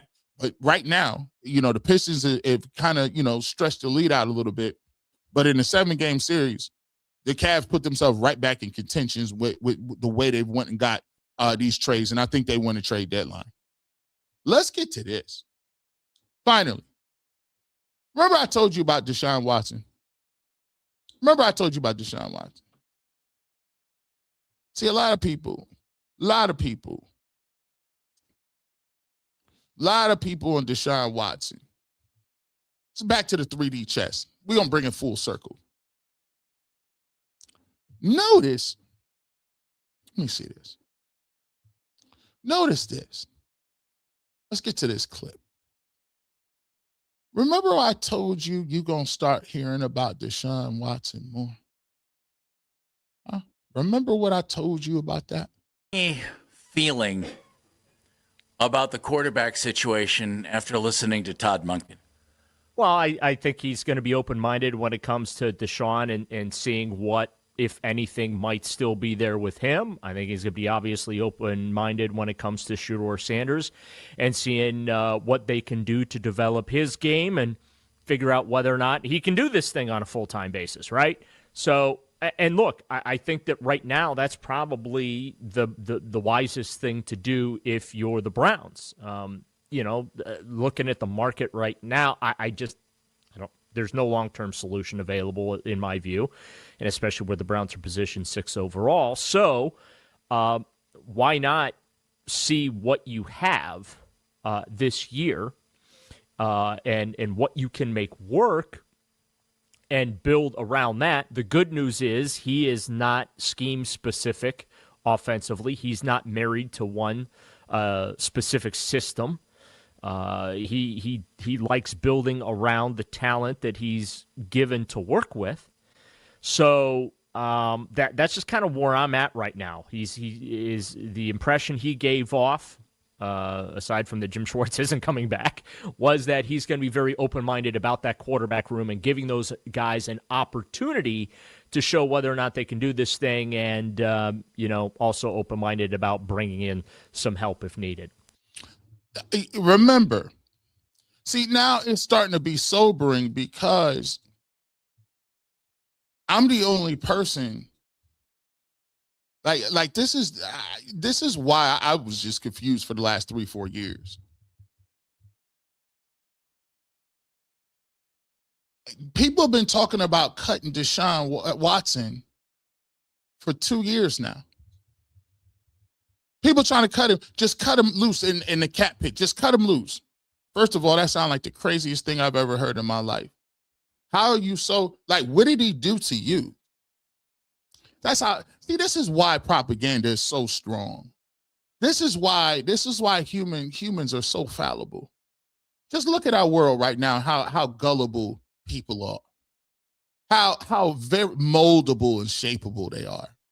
You're telling me you want to you want to cut, you want to hamper or hinder your opportunities to field a solid team because you need that cap space.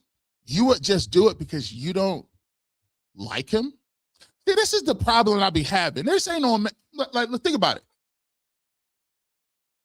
Think about how many times we say this in this city. Anytime we don't see eye to eye with you ideologically or based on your personality, it's get rid of them. What's the difference between them saying get rid of Deshaun Watson and Shedeur Sanders? They've been saying get rid of both of them. But one comes with a massive hit, and the other one is coming with a skill set that you could possibly get something from. How backwards is it you to talk about, I'm going to go give Malik Willis $20 million when you got a dude sitting on your roster for 80 that can't be moved? But your emotionalism, your short-sightedness, I don't even know that's a word. Just because your feelings about whether it's the allegations, whether he didn't play well, where we used these draft picks on him, you made your bed, lay in it. That's the way life works. Obviously, Jimmy Haslam don't got a problem with him because he showed up at his wedding. Evidently, why were you talking about a veteran when you don't even, the guys on open market haven't even showed you what he showed you in his past? But it ain't about that. Remember, it's all about how you feel about somebody personally. Because nobody would ever say, I'm going to cut him and take an $80 million cap hit. So you cut Deshaun Watson just to say you cut bait. You then can't go get receivers or offensive linemen. You then struggle again this year, and then they turn around and tell you you should have got fired. Why do you guys think you're so smart and people are so stupid? Why would you think that somebody would listen to what you're saying based on nothing, and then you're going to turn around and say you're going to get fired because you didn't win enough games? No, you got fired because you didn't do the smart business thing. You didn't keep them on the roster and go get you some players. I need that money to figure something out. But then again, let me just tell you what's going on. I'm going to shed some light on it. See, this ain't even really about Deshaun Watson, really. It's about how the game works. So let me tell you about the game real quick. Let me put you on game. Let's put you on game a little bit, right? I've already said this. The way the NFL works, and I broke this story down to the molecule. Deshaun Watson isn't disliked because of allegations. We vote for politicians with allegations all the time. And they control everything we do. No problem with that. Deshaun Watson took an 11-game suspension because the Cleveland Browns were under no circumstances to give a guaranteed contract. That is the unwritten rule in the NFL. It is not sustainable. That's the unwritten rule. We do not give out guaranteed contracts. And when the Cleveland Browns got desperate because they moved from Baker Mayfield, they needed a quarterback with a roster that was built to go now. The NFL said, oh, you sure you want to do that? They came and gave him a 6-game suspension based on the court proceedings and things like that after he was not indicted in 2 grand juries. They then came back and said, oh, no, we're not going to do that. We're actually going to suspend you for 11 games. 5 more games than their arbiter, who is a retired female judge, federal judge, gave him 6 games. He received those 11 games because you and the syndicate have already told you you will not raise our pay scale, especially at quarterback. Mike Florio comes out and puts flashes a light on it. Florio comes in and talks about how the NFL met, colluded, and was on record as to saying, we are not giving out collectively any sort of game. The NFL has always done this. Why do you think Brian Flores has not received an interview during this coaching cycle? Why do you think John Gruden is not? Why do you think Kaepernick is not never got an opportunity to play? And Deshaun Watson is on probation. But I told you about a year and a half ago, the way this works is, Deshaun Watson, you take your 11-game suspension, we're going to pay you. But to field the team, we're going to have to kick the can down the road and refinance and remortgage the contract. And I said, watch what they do. They will slowly, over time, rehabilitate Deshaun Watson's image in the media. They will slowly rehabilitate it. And the way the NFL works is national people don't roll with nothing unless the league goes with it. Remember this. National people don't roll with nothing unless the NFL has signed off on that, the syndicate. So you start to see little by little things change. Take a look at this. NFL rumors. Deshaun Watson gave his life to Christ and has been working to be a better person and grow his faith. He's focused on giving back and being successful on and off the field. Things started when Warwick Dunn paid it forward to Deshaun Watson and his family when he was a kid.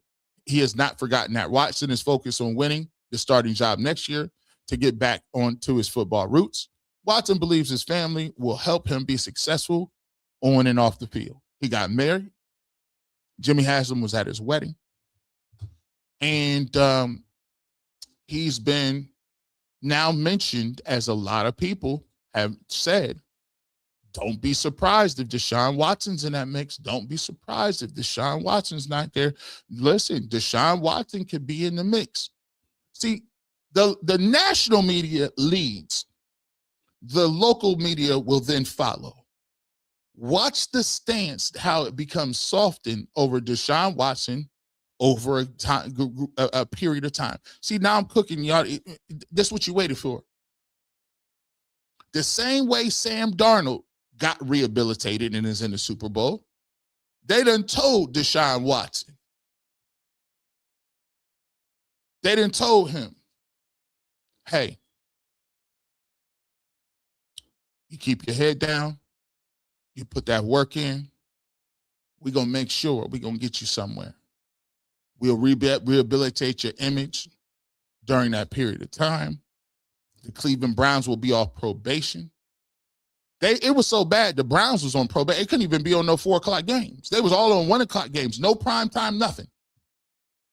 Now, all of a sudden, oh, y'all got a Paris game? All of a sudden, you moving. Watch this. If you think I'm not telling the truth, let me ask you a question. How many interviews has Deshaun Watson done since his injury? I'll wait. Where has Deshaun why has Deshaun Watson not done no interviews? Not about the rehab, not about the process, not about whether or not you're going to be a quarterback again. How do you feel about Todd Monken? Where are the interviews? Where are they? He had a blog, he had a YouTube channel. He had a show with Quincy Avery. Where are the videos? There's a reason there's no videos. He's been directed by the NFL and the Browns. Nope. You gonna sit this out. We not saying nothing. Why did Shedeur Sanders come back and meet Todd Monken and Deshaun Watson didn't?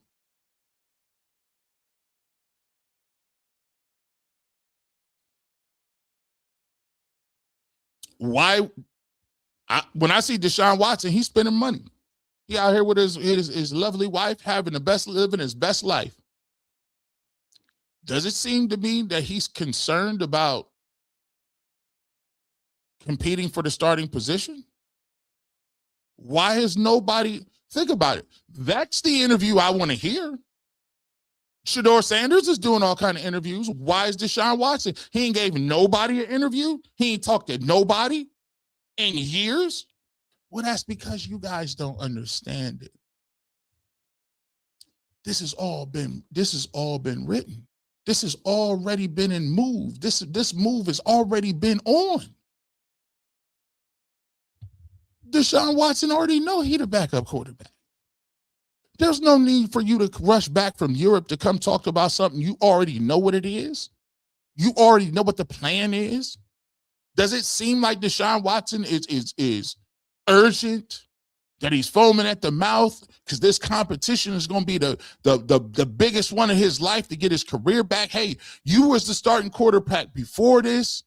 You was the starting quarterback. You got injured. Do you believe that you can come back and be there? Why is there no footage, no communication? It's because we already know what type of time we are. The NFL and the Cleveland Browns have told him, you keep your head down. We're going to renegotiate this deal. You could be the backup, and we will get you to a place in time where you can be and rehabilitate your career somewhere else. All bets are off. Shedeur Sanders get hurt, all bets are off. We'll break glass and you can play. But the reality is the urgency, there's no urgency to it. It makes no sense. If Shedeur Sanders is back day one to meet Todd Monken, where's Dillon Gabriel and Deshaun Watson?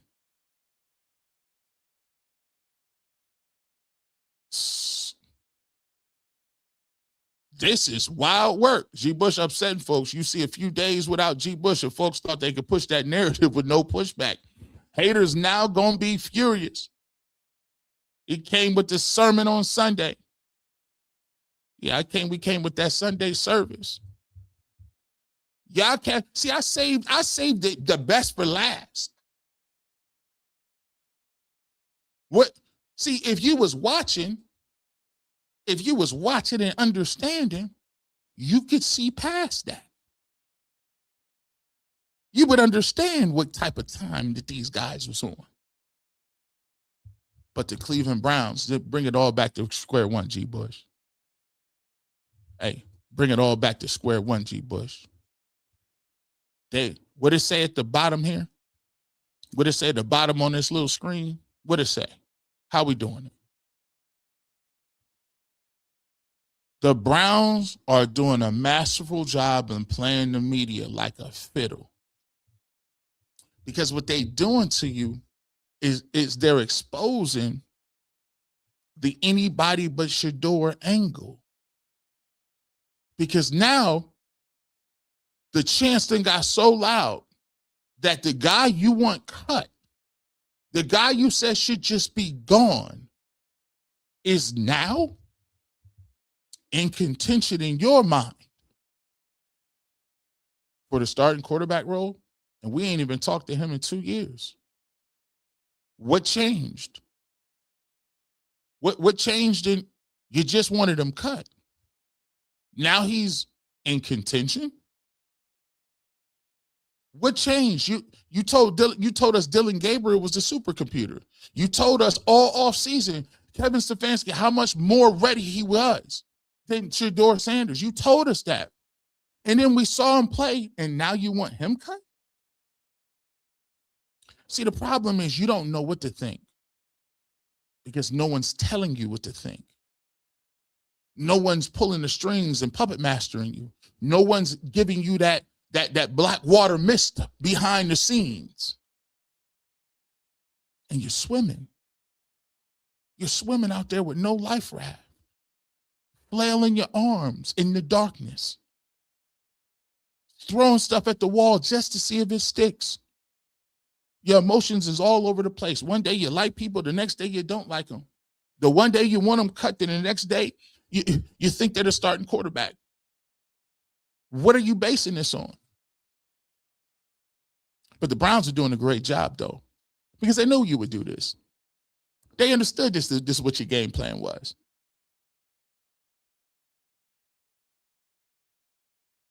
They actually got to do the work and not gossip. And that's a problem. What they did is they were non-committal. They continue to be non-committal. And if you look at it from the top down, as I set this thing up in my 2-hour sermon, we started off telling you that the media has been looking for a narrative, and they tried to get Todd Monken on it in his initial press conference, and he didn't bite. They wanted to get Andrew Berry on it before when they said, is Shedeur going to be a quarterback? Are you looking for get more quarterbacks? What you doing? He said, we're going to look at all options in the room. They tried to get, you got Prime and Emmitt Smith out here just running around doing Radio Row telling people, man, y'all don't get off my lawn. Y'all was railroading my dude last year. Don't try it this year. You got teammates like Denzel Ward and Shelby Harris coming out, Myles Garrett throwing up the wrist saying, bro, you know what it is. Todd Monken telling him it's about who the players choose. Emmitt Smith said it 5 times. It's who the players choose. We haven't seen Deshaun Watson. Shout out to Deshaun Watson. But does it seem like Deshaun Watson is in a hurry to come do anything? He seems to be very comfortable. Does it seem like Shedeur Sanders is worried about losing money? Nope. Man, you lost 40 M's, bro. He seems to be quite comfortable. Seems like Coach Prime is quite comfortable calling media members out. Man, you let them lies propagate. You let them spread. Does it seem like Todd Monken is out here just itching to go search and look for quarterbacks? No. Seems like everybody is pretty comfortable in their skin. Seems like we're the only people that keep throwing up options that the Cleveland Browns never said they wanted. They don't seem to be looking for Ty Simpson and Malik Willis. But then again, we are. Because it's not about if we feel those guys are good. It's tough.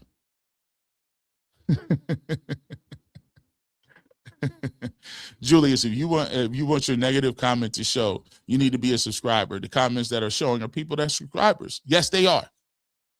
That is one of the perks. We show our members, our subscribers, comments all the time. If you want to become a member, sign up and we'll scan your comments and we'll put them on there. You may super chat as well. And we'll talk about that as well. It makes no sense that you want to get up on a Sunday.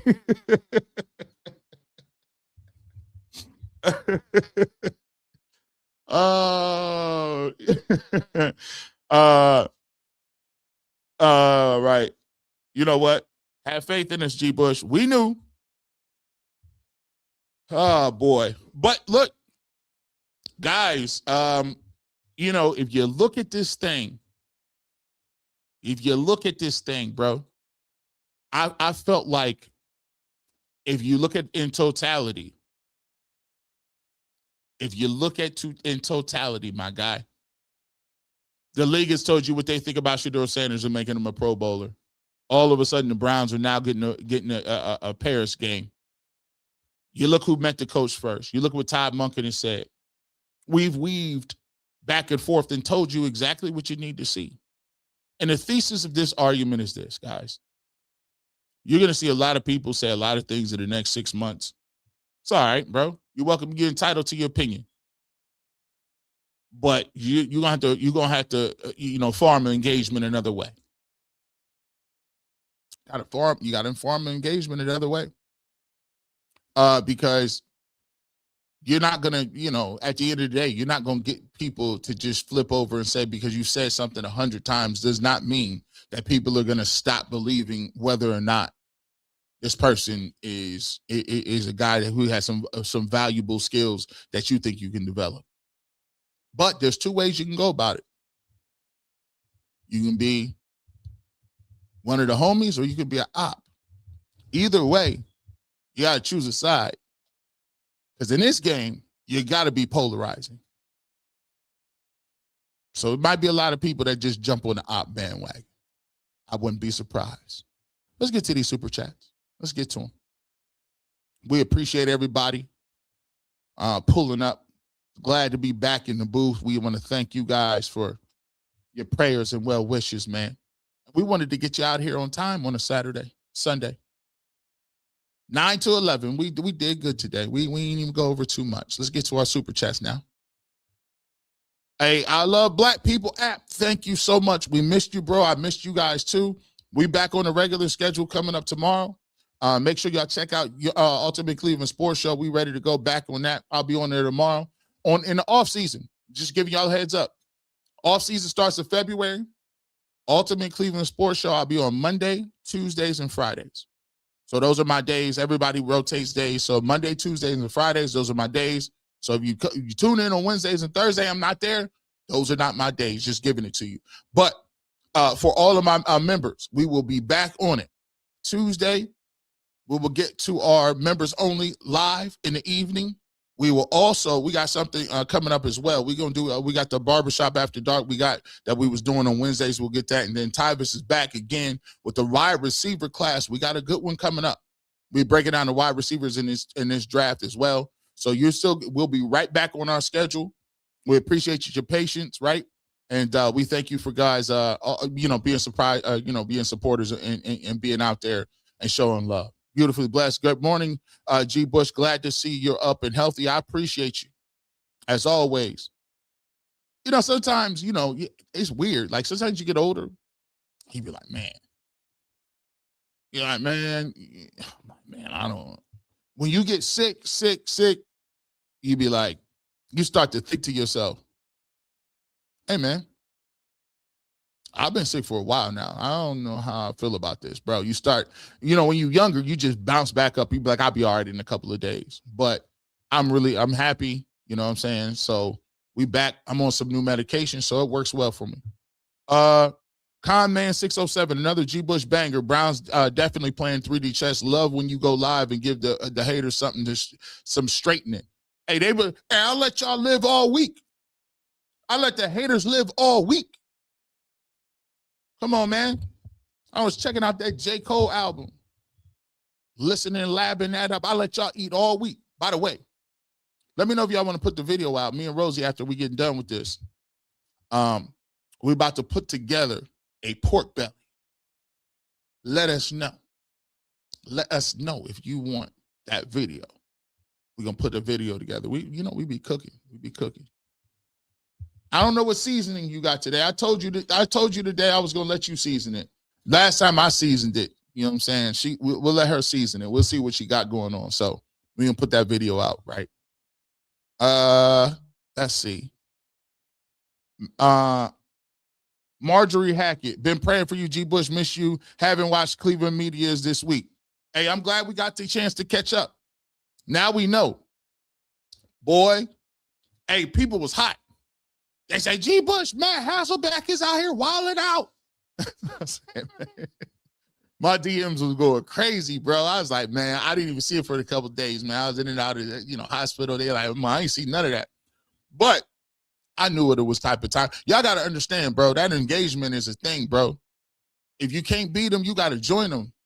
Like, it's a lot of people that's going to be going that route because that's the king. Like, if you not moving people to emotion and getting them to put comments down, them videos ain't going to get shown, bro. So a lot of people going to take the step to say, go over the boundary a little bit. Miss Bell, how you doing? Welcome back, G. Bush. With you out, we found out no news is not good news. It's misinformation. You're a much needed source. Thank you, Lord, for G. Bush. We appreciate you. I said, bro, I couldn't. So I'm looking around. I'm looking at these. And it's so crazy because you know how the narrative be. I said, oh, y'all didn't see this. Oh, y'all don't see what's going on. They doing exactly what they supposed to be. Why do you think the top question is, why are you not committing to Shedeur? Why are you not committing? Is he the quarterback? And they doing a great job of telling them, hey, bro, we got a long process, man. We got a long way to getting on the field, bro. The process is going to play itself out. I don't like that because what it forces you to do is now you got to play even kill. You can't just come on the show and you can't come on shows and now be like, I can't believe the Browns are a dumpster fire giving Shedeur Sanders something he didn't earn. No, they're not going to hit you. They're not giving you that. So now you actually have to analyze it. You actually have to talk some ball. And you can't talk about every week like, oh, he's just garbage. That don't work too well. People ain't trying to hear that. People have moved on. People is trying to figure out how the Browns get good. See, let me give y'all this. We'll drill down on this a little bit later. It's a little something that people don't get. The reset has happened. See, a lot of what y'all don't understand is this. So when Shedeur Sanders got here, right, and he was able to play, he was doing the hungry dogs, right? He was drafted by the Browns, right? He went through a season with some of the other rookies that they didn't came together. You know what I'm saying? New class. Now it's a new head coach, right? Whole new staff. What y'all don't realize is these folks, because of the reset, have become more Cleveland Browns fans than they were before because now they have skin in the game.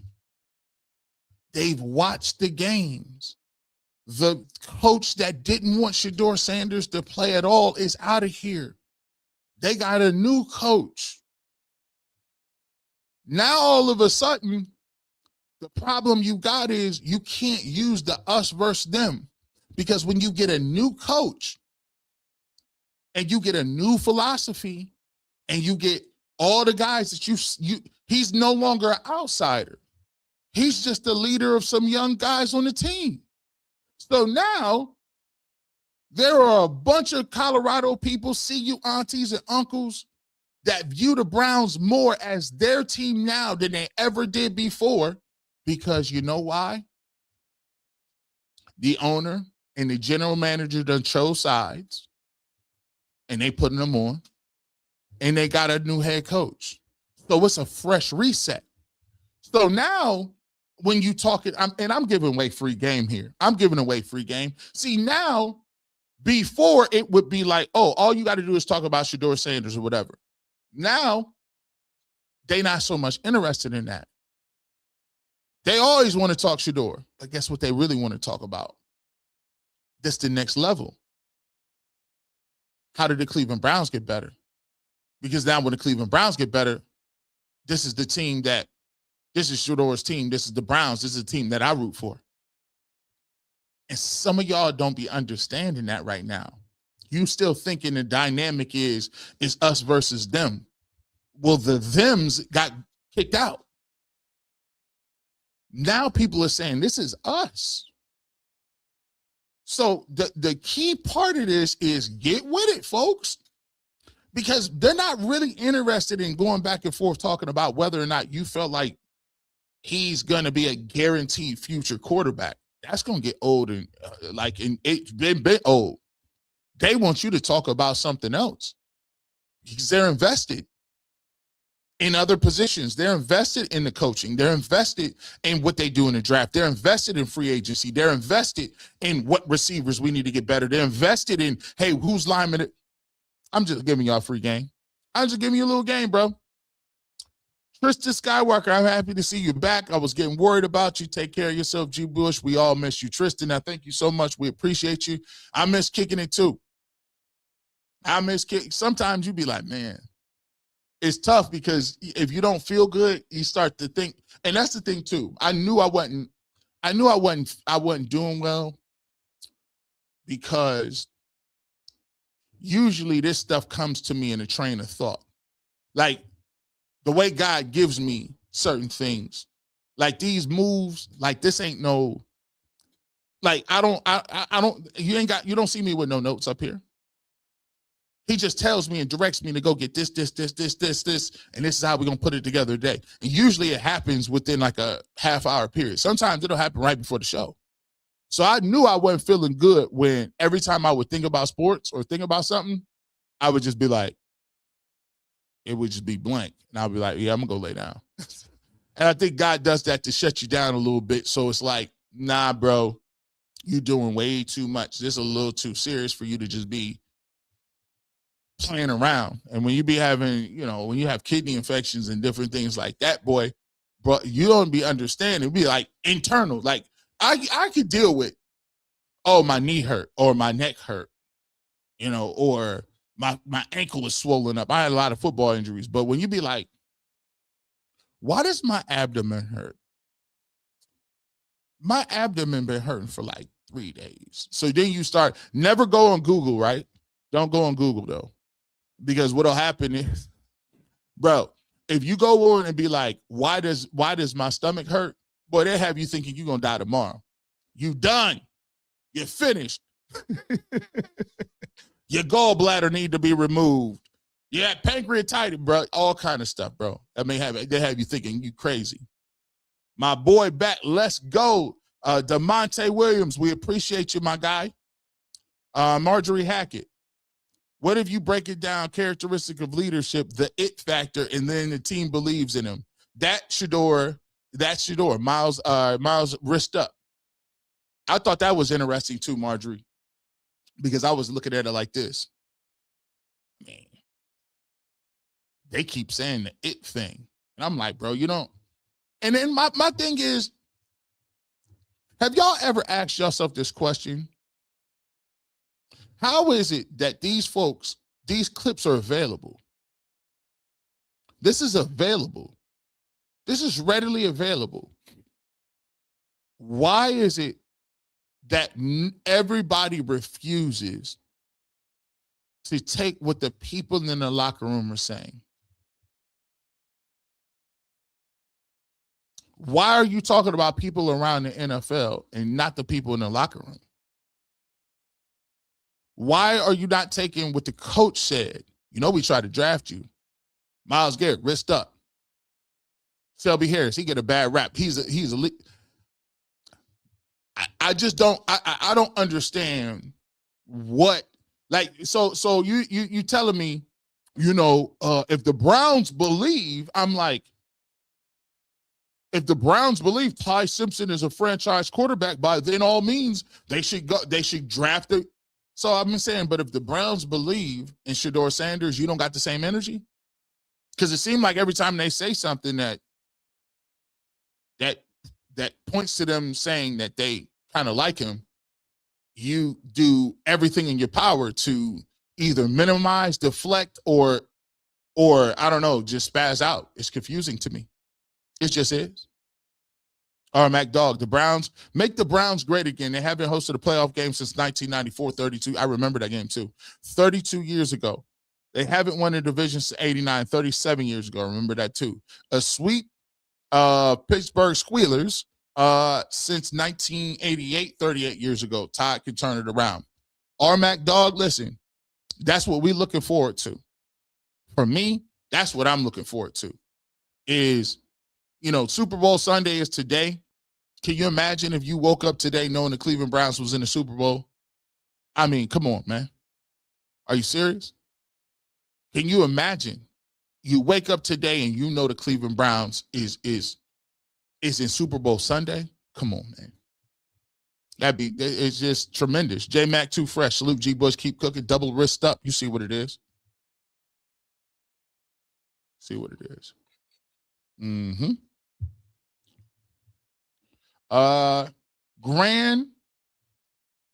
Grandma Chronicles 247. Welcome back. Thank you so much. J-Mac 2 Fresh gifted 5G Bush memberships. Thank you, my guy. We appreciate you. By the way, after the show today, we will put up in the members only chat. We're going to put up in the members only chat for our voicemail question of the week so we can get that ready to go. We will put the voicemail question of the week up and ready to go. And we'll throw that up in there. So make sure you guys check that out. And, we'll give you instructions on how to go record a 30-second voicemail so we can play that on the show coming up next week on a Wednesday. Patrick Williams, G. Bush, please tell me why Cleveland medias are so hateful towards Shedeur. They're not willing to give him any grace when he had a bad offensive line and wide receiver room. I kind of hinted at this earlier. And you have to realize that, like, to move a needle, a lot of it is just, it's the theater of it. A lot of these people don't really have a strong opinion about it either way. But the part about this game and this industry is that you have to, at certain points in time, you have to create a level of buzz or engagement around your content. And a lot of people, you could do it two ways. You can go over the top and say, Shedeur Sanders is the greatest person of all time, or Tim Tebow. You could pick a fan base and then you can just basically say, all right, I'm down for that all the time. Or you could be on the opposite end of the spectrum. You can then hate on that fan base, and then you can create some content as well. You can create some friction. You can create some engagement. That's why, if you notice, everybody always says it's his fan base that I don't like. That should tell you all you need to know. They're looking for engagement. They're not looking to be right or wrong. They're looking at this adversarial relationship that's going to drive viewership. Like anybody who says that Shedeur Sanders is not a like he doesn't even need to be on the squad, like, that's crazy work. Like, you saying that with a slant or angle, bro. Like, you can't tell me that, because I could point to you all these plays. I could tell you, I could show you in film where that's a professional throw, or that was this, that was that. But it's not about that. If you're not going to get no love from one side, you got to go to the opposite. And that's just where we is today. If you notice, a lot of people can't even give you what they saw. At least you know what I saw, because we do film breakdown of every game. So you know what I liked and I didn't like. So that's the difference. Like, I could tell you based in, oh, he didn't play good. You just know that. No, you don't know that, because you ain't put the work I put in. You ain't seen, you haven't seen every film. Like, a lot of people don't know. Like, I've seen every single play for the Cleveland Browns, offensive, defense, every single one for the last 5-6 years. So I could tell you exactly what I'm talking about, but that's a difference. And in this game, what you got to understand is not all about whether or not you're truthful or not, or whether you know. It's entertainment, and some of it's theater. Nancy, how come no one talking about that Jimmy said where they interviewed 30 players after the season to see what they like happening moving forward? Remember, it's kind of like what we just said. Why is it always time people talk about, well, I talk to people around the league? Bro, I'm not trying to talk to you. Like, that's the difference between what I'm talking about. I'm talking about players in the locker room that specifically reached out. Specifics, multiple, 30. It's about 50 of them. Like it's specific, bro. So it's not like you telling me what your journalist buddies is telling you that live in like a different city. I'm telling you what the people in the locker room are saying. But then again, that might not line up. That ain't going to line up, right? Don't line up the same way. Man, yesterday was everything for me. The Sanders and company went on a set, the record straight tour. I was in the amen corner all day, feet to the fire. I knew it. By the way, Miss Bell, you knew what type of time I was looking around like, oh, yeah, these dudes. Oh, yeah, they got the green light. And I like what he did, though. When Shedeur Sanders talked about with Todd Monken, and I think Coach Prime said it. He said, man, he was like, man, it was a tough year for the Sanders family last year. But here's what I'm going to say. Man, we just want to go to work. He said, I'm got him in there with you can get with that offensive coordinator, get with the playbook, get with that early. And now you're going to have an opportunity because a lot of people don't even, and this is where a lot of people just like, they missed the whole boat. They don't want to say it. Kevin Stefanski wasn't even trying to work with this dude like that. He wasn't trying to work with him like that. He wasn't even trying to let him play. Like, no opportunity, no nothing. No reps, no nothing. You know how hard it is to come out here and play a quarterback at the speed that the game move with no nothing? Like, he for once was going to have a coach that can actually say his name. And by the way, Kevin Stefanski, shout out to, hey, them folks in Atlanta, they got a PR staff too. Them folks in Atlanta was not playing around with them at all.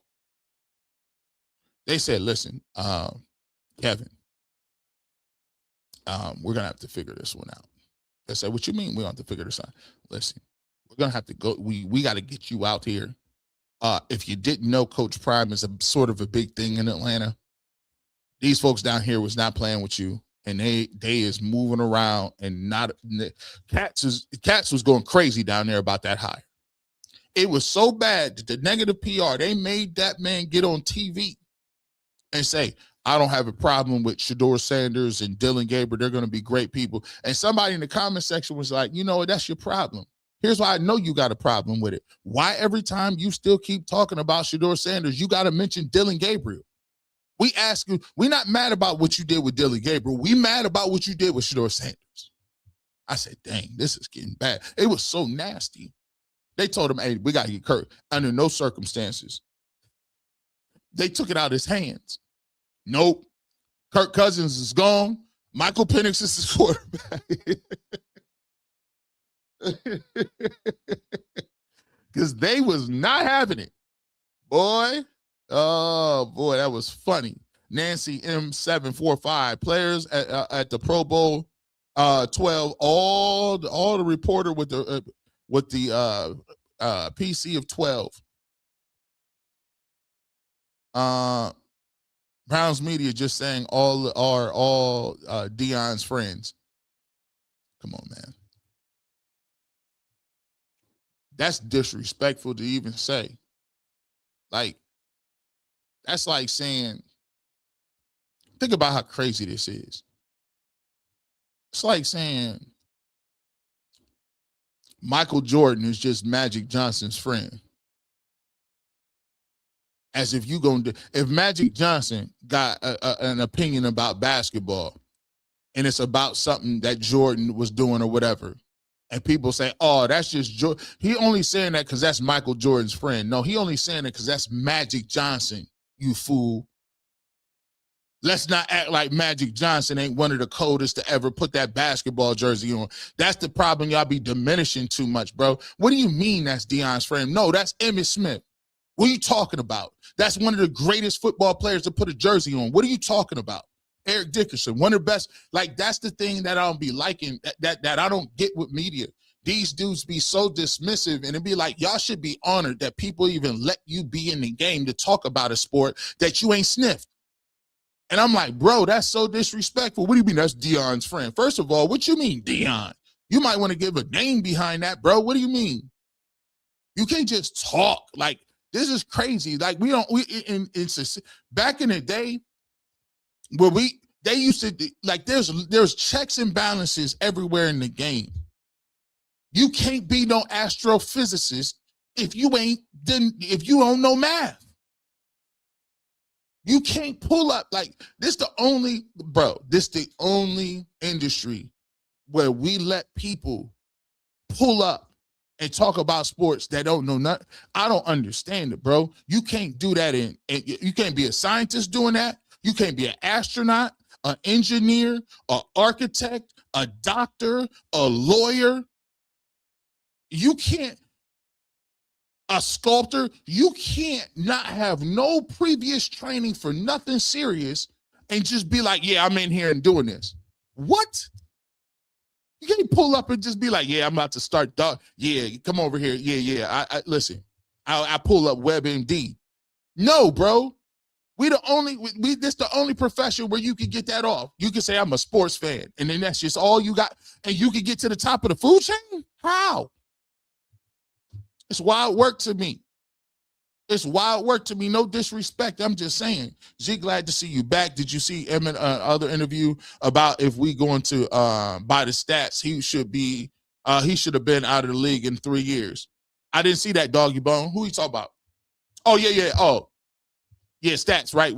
Emmett's all about himself. That's the thing too, man. Like the first thing is, man, these cats with these 7 games in the middle of the season, bro. That's another thing too. What are you talking about? I'm not even gonna argue that point no more. These gonna be some boring conversation. I ain't even gonna argue. I'm like, man, wherever you want to think, bro. Wherever you want to do. You Sassy Southern Creations ATL. Good morning. This has been a Super Bowl. Shedeur Sanders Super Bowl week. He been featured on everything. And man, they've been out there cooking. He been on everything. By the way, let me tell you how the syndicate be working. Let me get to this one, though. Let me tell you about this. Pete Rothstein, what's up, my brother? Appreciate the super chat. What's up, G? Homework assignment is in South Florida for a few months, but I'm never missing the barbershop. First of all, Hasselbeck, it was a bum, and he was below average to average, and he got plenty of opportunities. Stop the cap. Yeah. He got a rage. He got a rage bait a little bit. I don't even think Hasselbeck. See, that's the thing too, man. Y'all got to understand something. ESPN and them companies is looking at your engagement, bro. Like, think about it like this. If they already got Dan Orlovsky on, how you gonna out Dan Orlovsky if you Hasselbeck? How you gonna get airtime? You can't come on and give the same commentary as as Dan Orlovsky.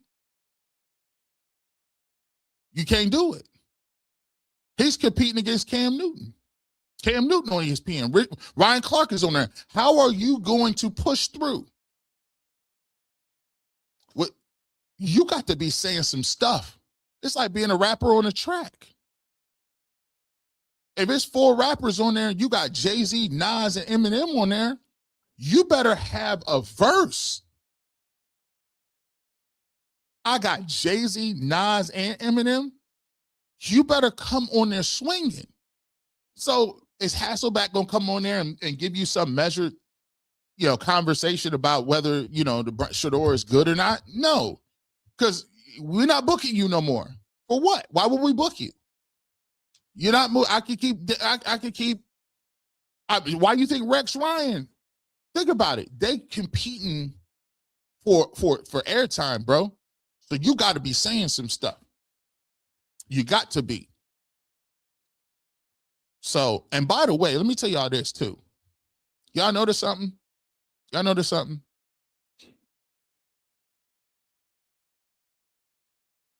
This is how the syndicate work. I already knew all I needed to know. They doing all these interviews. I'm like, yeah, that's crazy.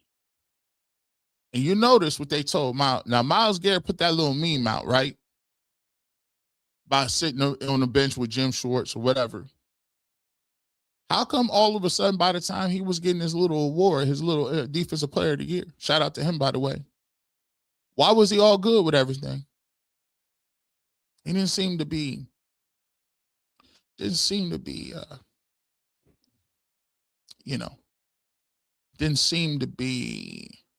upset. As a matter of fact, the way the syndicate be pulling these strings, I said, I turned over the other day. I said, bro, Myles Garrett is on the Tonight Show? What? When the last time you've seen a defensive end on Tonight's Show? When the last time you seen a defensive player, period, on the Tonight Show? It's a quarterback or what? See, y'all don't all of a sudden, you know how this how the league be doing, bro. They be setting you up. They be setting moves up in real time. Cats don't even be seeing it. I said, all of a sudden, Myles Garrett is on this Tonight Show? How? I mean, I know you're the defensive player of the year, but dog. But when the league put the money behind you, I'm like, Shedeur in the Pro Bowl, Myles Garrett on the Tonight Show. They about to play the inaugural game in France. They got dudes, Deshaun Watson spending money. Shedeur Sanders at Fashion Week. Prime doing Radio Row. I'm like, they didn't fully stamp this. This is a fully stamped move. They didn't calculated them numbers and realized that these folks is going, they said, oh, these folks will travel. They're going to get them jerseys. And we going to put them, I tried to tell them last week, wait till that schedule come out. Wait till that schedule, I'm telling you, wait till that schedule come out. Ain't gonna have man, boy. Myles saw 12 say he was trying to earn his respect. See? DeMonte Williams, give 12, Mekhi Lemon, Carnell Tate, and some line help. It's gonna heat up. I'll take both of them. Either one. We're gonna get a receiver. It's gonna be light.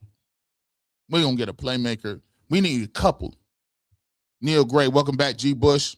You was down, but you weren't out. You still plug in and plug. You still plugging and ready to work. The Browns is going to have 2 primetime games, 9 wins and up.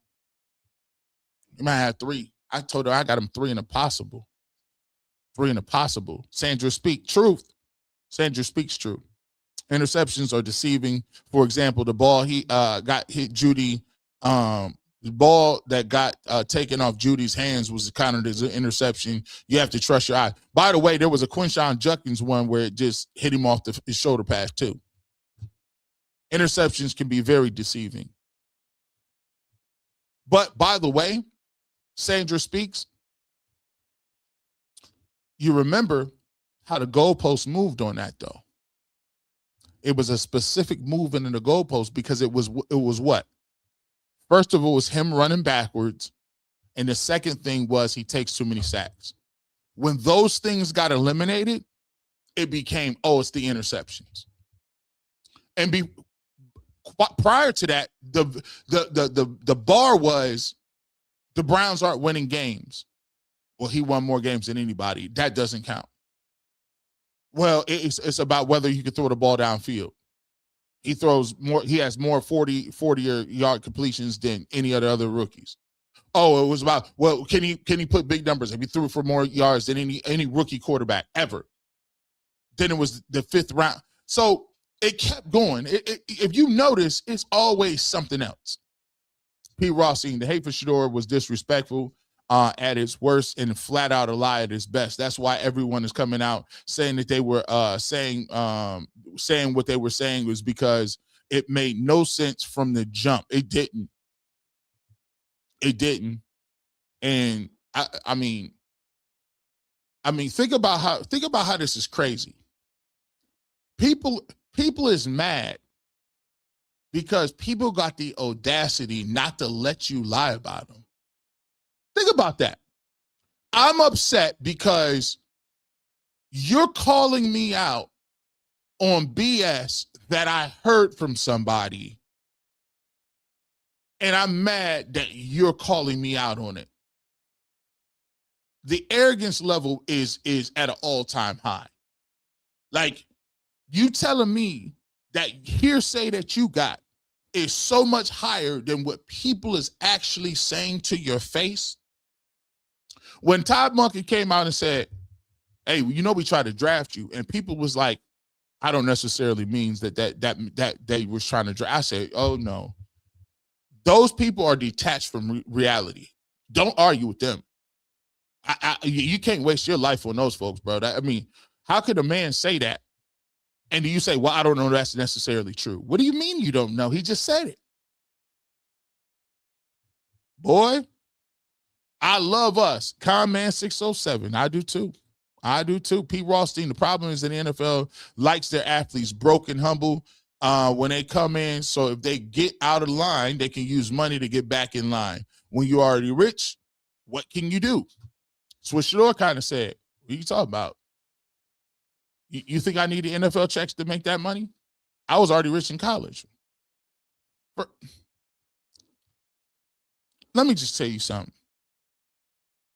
After a while, let me just tell you something, how this works. After a while, everybody gets to a point in your life where your life is going to be what your life is. And what I mean by that is certain things. The only thing I ever wanted to do in my life was to be able to eat what I wanted. There was times where I said, man, I just want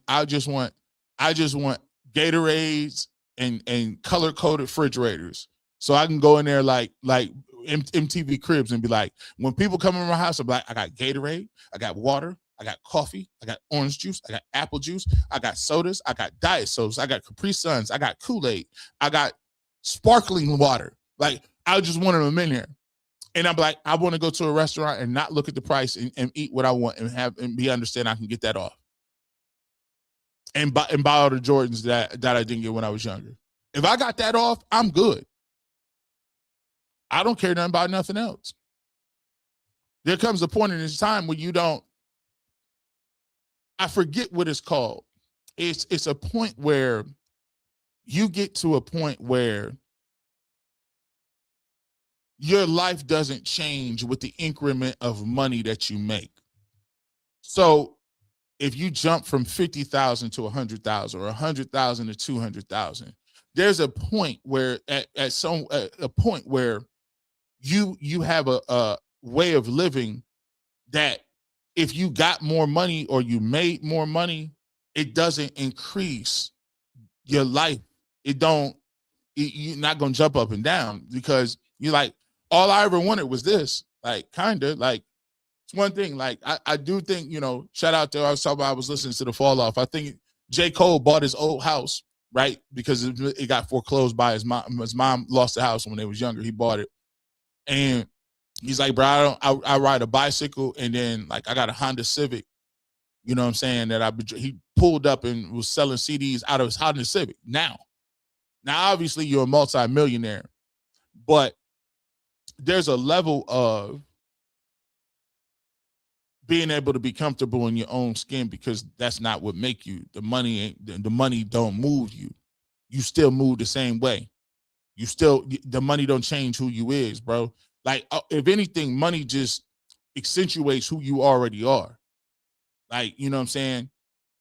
If you're a big giver or if you're a person, I'm a, you know what I'm saying? I'm a giver. Like, you know what I'm saying? I really don't care nothing about a lot of different stuff. I like gear and stuff, but for me, money don't change that. So it's kind of crazy when you see Shedeur Sanders. He'd be like, I've been living like this. What you talking about? We've been getting this off. Like, my dad is Deion Sanders. We got all the kicks. Always Mel 1126. G Bush UCS was dry all week without you, man. Glad to see you back healthy. We need to keep feet in these streets. Shout out to my lady,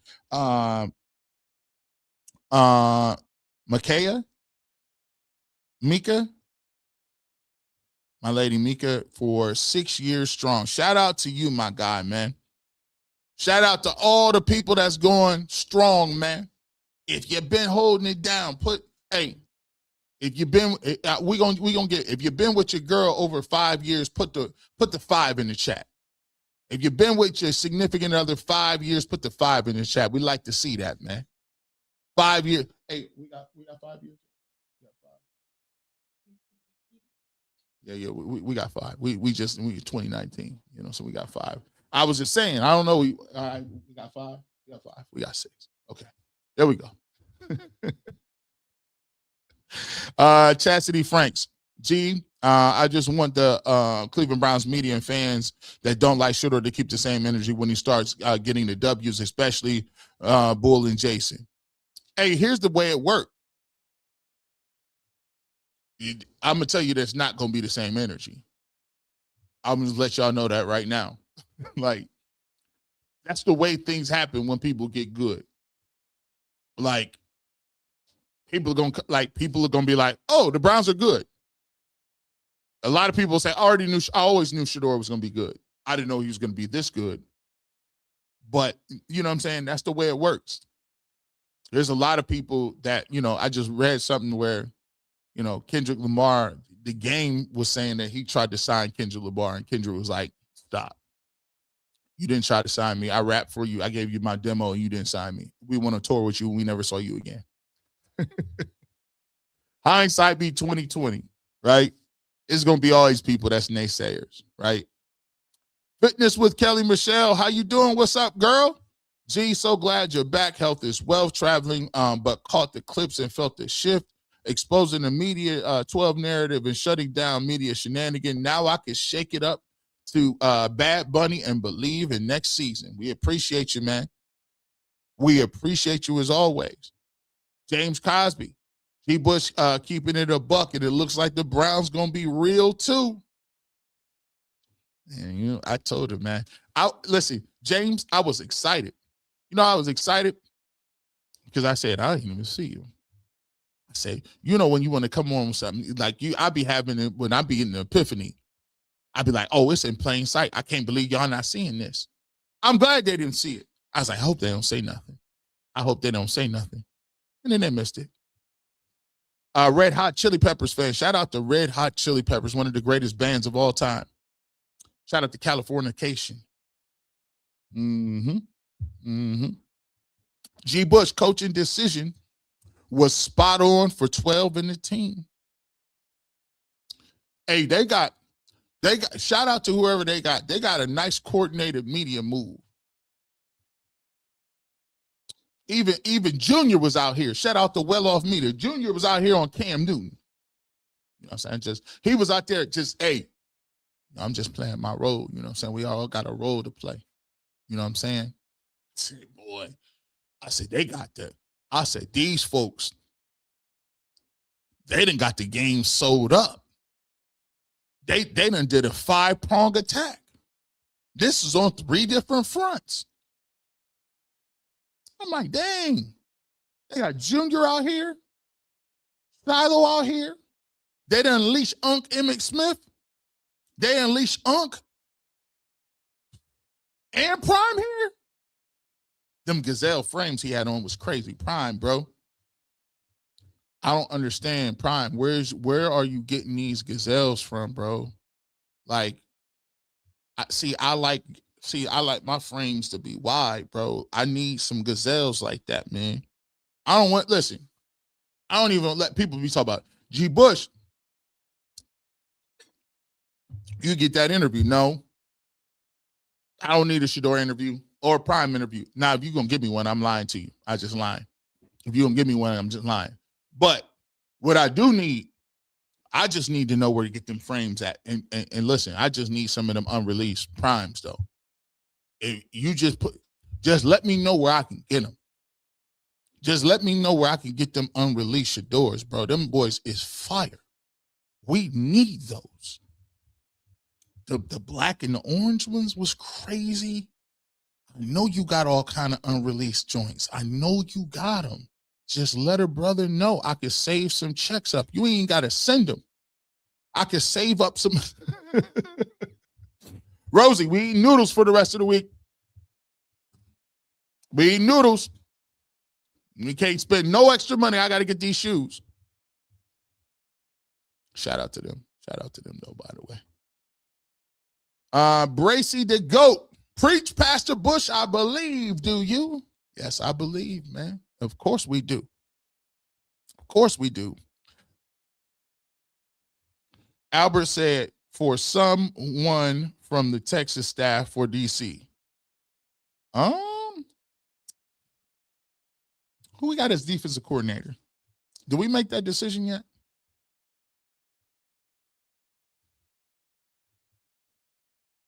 Nita, what's up? G. Bush, glad you're feeling better. PSA, Cleveland Browns media better learn schemes and coverage because we are.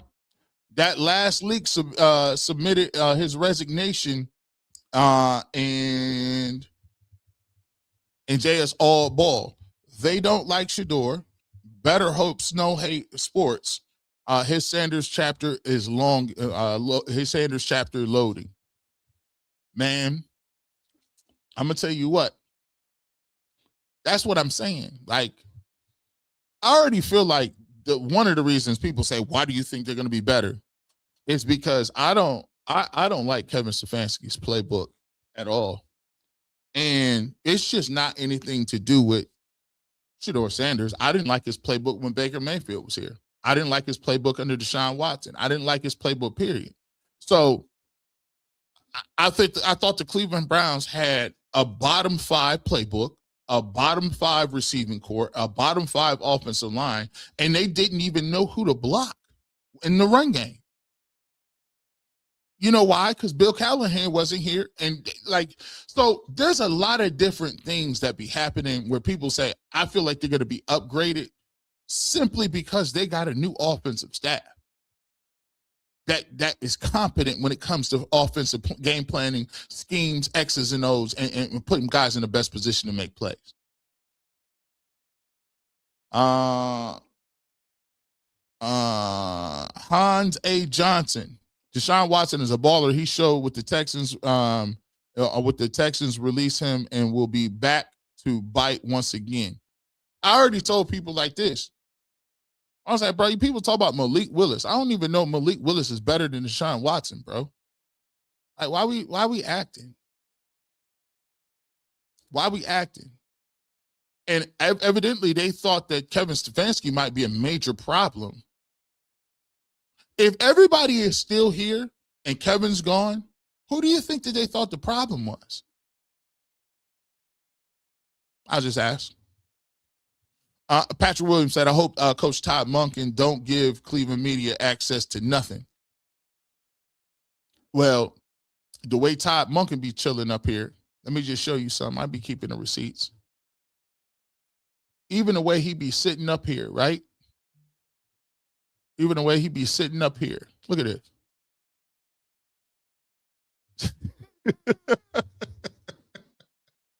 Hey, it looked like he playing with folks. Patrick, it looked like he playing with folks. Look how that man sitting up here looking when he taking them questions. He looking at you like, yeah, I already know you. I already got the game plan on you. We already got the playbook on you. We understand what you trying to do. We understand what you trying to say. This man right there, tell me he don't look like, he like, nah, bro, you ain't about to get me. You ain't about to get me. This dude, look. He tried to, it be funny, man. These dudes, man, it be crazy, right? Ms. Bell, I need Shedeur Sanders shoes. If you know the release date, share. Hey, Ms. Bell, if I knew the release date, I would tell everybody we need that. Matter of fact, Shedeur, what we doing? What we doing? Let me know, fam. See, now I need some of you. See, I ain't young as you. I need your dad's glasses. These too oval for me. I need them gazelles he had. Them boys was crazy.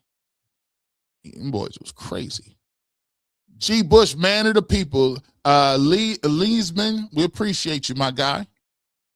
Tanya, Shedeur's Pro Bowl showcase with the ones. Hush up now. Nish speaking. Heading into service, fam. I'll listen when I get out. Good to have you back. Still up for your health. We appreciate you. Sweetie says, start or not, I feel better with the coach that's about growth and has been since before the draft. If he sits, learns, or starts, I'll be better about the coach's intentions. I'm telling you, bro. That's starting to happen where people starting to view this as, oh, this is my team. G. Bush, wait till 12 starts winning next year. Jason and Bull and the other haters of 12 will be in shambles. Actually, to be truthful, I'm going to tell you the way this works. Nobody will be in shambles. Because the thing that is the greatest equalizer is wins. When you start winning, if you notice, when he won those last 2 games, nobody could really say nothing. Like, you know what I'm saying? When you start winning, people are going to pivot. I'm going to tell you that right now. That's the way the game works. That's the way the game works. Tanya says, yes, sir. Nike gave 12 a sneaker deal. Hashtag America's nephew. Listen, we need to know. I need the unreleased. I see, hey, let me know your Cash App, dog. I see. Listen, I see just some Cash App, bro. I just need the PEs. I don't want the exclusives. You know what I'm saying? I ain't gonna tell you, I ain't even gonna tell them, I ain't gonna put them on the secondary market, nothing. They're gonna be right in my little case up here. Like, but you ain't got none of these primes. None of these. None of them. Now hold on. I got a lot. How many pair of primes I got? I mean, Dion's got about 6 pair. Yeah, about 6. I got about six pair of the prime, 6 pairs of the primes. They upstairs, they chilling. But I need the unreleased ones though. I need the unreleased ones. Yoshi Doshi, glad to see you better. Thank you, Yoshi Doshi. I appreciate you. Myrtle Tisder, thank you so much for the becoming a member. Welcome to the family. Trey Mac 8671, welcome back, OG. We've been asking my bros who Ravens fans about Monken hire. They all say great hire. We're gonna get this offense jumping. Hans Johnson. The Browns are way ahead of what they wanted. They tried. They tired of the disruptions. Yeah, I think you're right on that one. I think they really they sat down. See, a lot of this was. Let me tell you what they did. I think a lot of it during this search, a lot of it was getting the dots and ducks in the line. So they knew to hit the ground running. They wanted to hit the track running when they announced their coach. So what they did is they got plans already set up. This whole thing looked orchestrated as heck to me. It looked super orchestrated. The real night team, Rizzo trying to get in that ring, Rizzo, Deontay Wilder and Hasselback equals Jake Paul. I did see Rizzo say, nah, I'm a grown man. You put your gloves on in the rings. I remember Rizzo crazy, boy. That boy crazy. Derek Billingsley. G, if Shedeur goes 10 of 7, 32 and 8, will the Browns still stop? No. Absolutely not. 32 and 8 picks? What? 10 and 7? I told him they need to win 7, 8 games. 7. He gets 10? 32 touchdowns, 8 picks? Come on, bro. Not only are they not drafting the quarterback, they might mess around and make the playoffs in that scenario. What you mean? He'll definitely be in the Pro Bowl. Monks should draft 2 offensive linemen with them 2 picks. Go after receiver in free agency. I want a receiver. I don't know if there ain't no receivers in the free agency. We're gonna have to, if you want to go look for, if you want to get you some. You want to get you a trade for a receiver? I don't know. You know, you're going to have to, it's tough. But I need to get me a receiver somewhere in that draft. Beautifully Blessed says, why would Haslam allow these $2 media members to tear down his billions of dollar business? Broke people always have ideas for something and they can't pay for it. You want them gone, pay the bill for them to leave. Beautifully Blessed. Thank you. Say that again. Please say that again. Say it again for the people in the back. Why would you think Jimmy Haslam, who's a billionaire, he got a stadium on the way. He's trying to sell tickets to that stadium. When you get you a franchise quarterback, that's why when he said if he throws for 32 and 8, what are we talking about? You got to do on your that is he's making little to no money, and you have a franchise quarterback with one of the largest fan bases in the world. That's a global fan base. And you think he's gonna? It would be a stupid. It's like a diamond mine. What do you like? What billionaire is not looking around like, man, bro? Because he looking like this. If we prop Dylan Gabriel up, see, that's the crazy part about it. If you don't see, there actually is no pressure from the outside for them to do anything. Because here's the thing about the NFL. They're going to keep coming to the games regardless. You might not like what they do. You may not like what they say. But when Sunday come around, we all about to watch. Why do you think that they would even consider what you're talking about? Just get rid of them. What, so you can be comfortable? You don't pay. Think about it. Nobody in our industry, we don't. Let me take a step back. There is nobody, I'm going to tell you this right now. This is not debatable. This is not debatable. There is nobody in the game that puts more of their expendable income in Browns merchandise than G. Bush. You may have one jersey. You might even have a home and away. But when it comes to this Browns gear, I'll be out there in a lot. Hats, gloves, scarves, jerseys. A lot of these people don't even be buying no merch for that. A lot of these dudes don't even be putting no money down on these dudes. They don't go to the game. So they looking at you like, he ain't paying attention to y'all. Y'all not contributing to like, what we doing. Taylor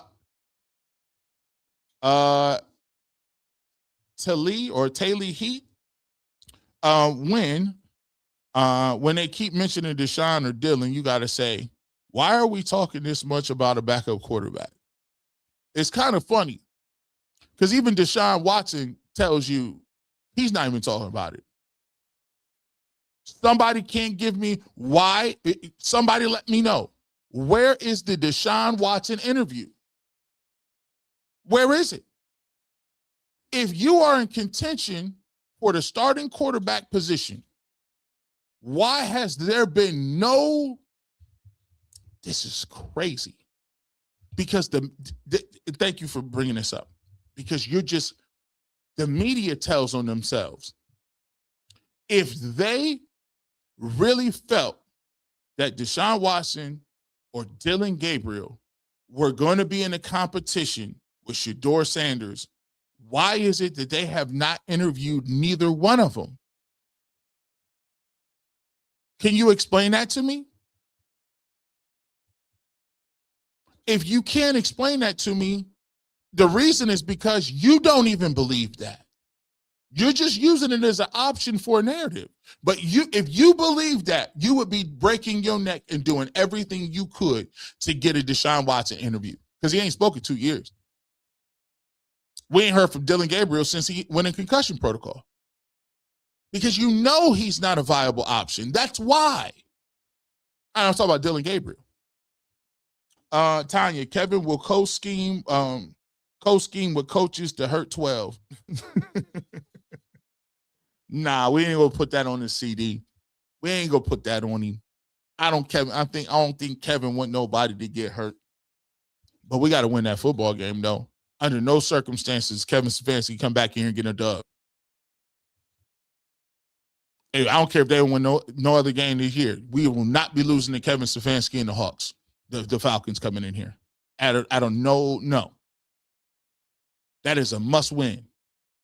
I do not want to see him on the sideline celebrating nothing. Big Dog Fredo 324 became a member. We appreciate you, big homie. Patrick Williams, it's funny how all the NFL quarterbacks are quarterback backups are hating on Shedeur and not the greats. Oh, because the greats don't need. See, you notice the greats don't need no smoke like that. The greats is going to say what it is. The greats going, if you're a backup, you got to be spicy. See, Tom Brady and them dudes like that. I'm Tom Brady. I'm a Hall of Famer. First of all, I got the bag. Second of all, I'm going to be on TV regardless. If you a backup, you got to work your way into that. So you got to say something spicy. Vicky 25. I'm glad you're getting better, G. We appreciate you, Vicky. We appreciate you. Cali for Life 760 became a member. Thank you so much for becoming a member. We appreciate you. Welcome to the family. Naturally, Myles was looking sharp through that wrist up. Yeah, he did. Let's put that back up here. Let's put that back up here. We're just gonna show him a little bit. We're gonna show him. We're gonna show him.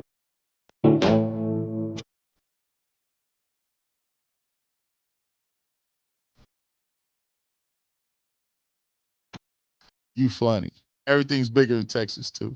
Texas in every way. Shout out to Les BBQ, by the way. With them softballs. Shout out to Les BBQ.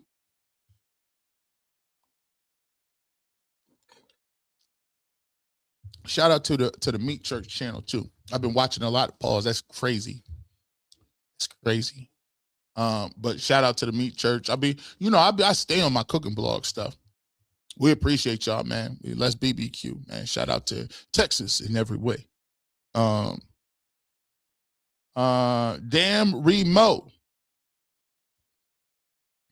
You made this transition to Browns fandom seamless. I'm here because my last team decided to go with the old guy instead of 12 at 21. Continue to pray and stay in good health, my brother. We appreciate you. I told y'all people. I told everybody it's the new Cleveland, it's the new Browns. I try to tell y'all what type of time we was on. I just said, hold on. In the words of Drake, hold on, we going home. I said, listen, just hold on here.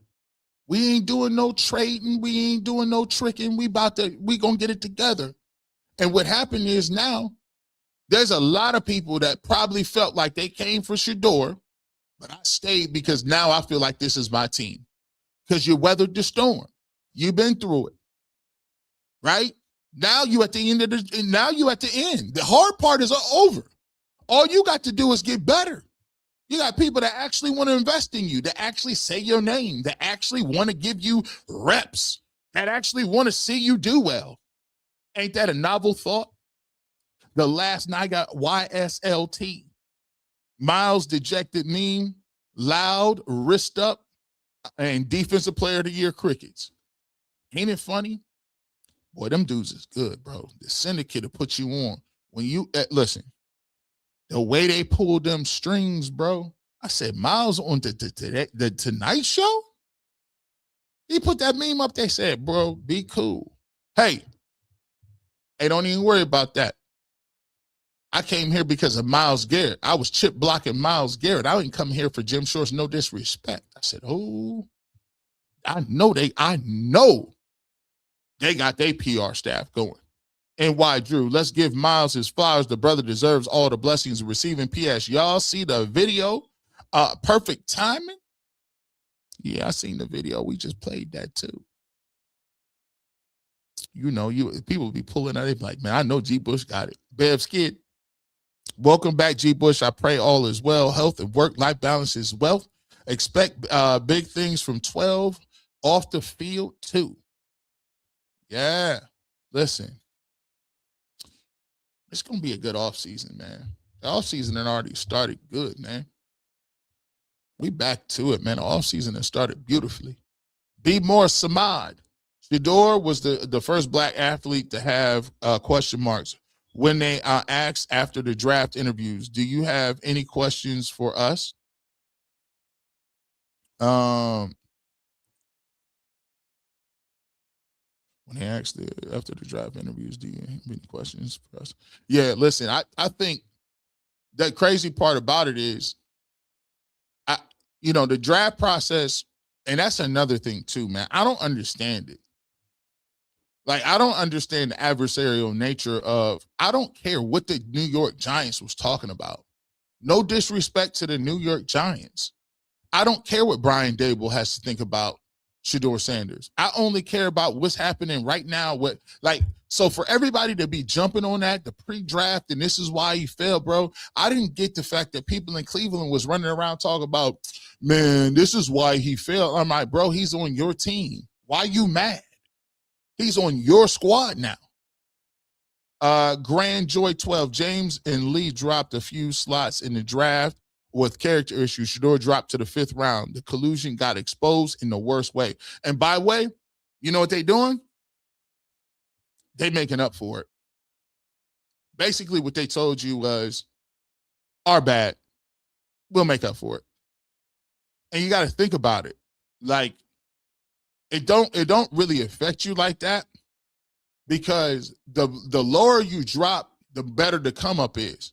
Somebody said if he threw for 32 touchdowns and 8 interceptions with 10-7 record, I said, bro, you crazy?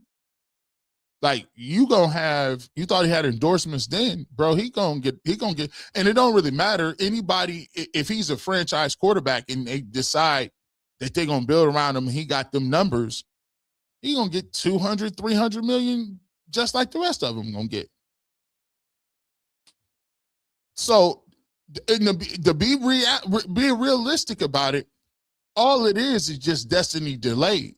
The most important year is 2026, is this year, right? If you put it on record, if he put it on wax this year and he lasts the whole year, it's a different, you guaranteed that you're gonna get a bag, because they're gonna have to resign you. Ms. Bell, married 28 years this Valentine's Day. Congratulate. That's a blessing, Miss Bell. That's a blessing. Congratulations to you and your husband. We appreciate you and your support. I love Black People app. Media never talk about Shedeur as a cancer survivor and how his son had to deal with it. Never. Never. Never. I did blogs in the summer, how I'm like, bro, you talk about how bad of a distraction would be if Deion came and Coach Prime came and seen his son.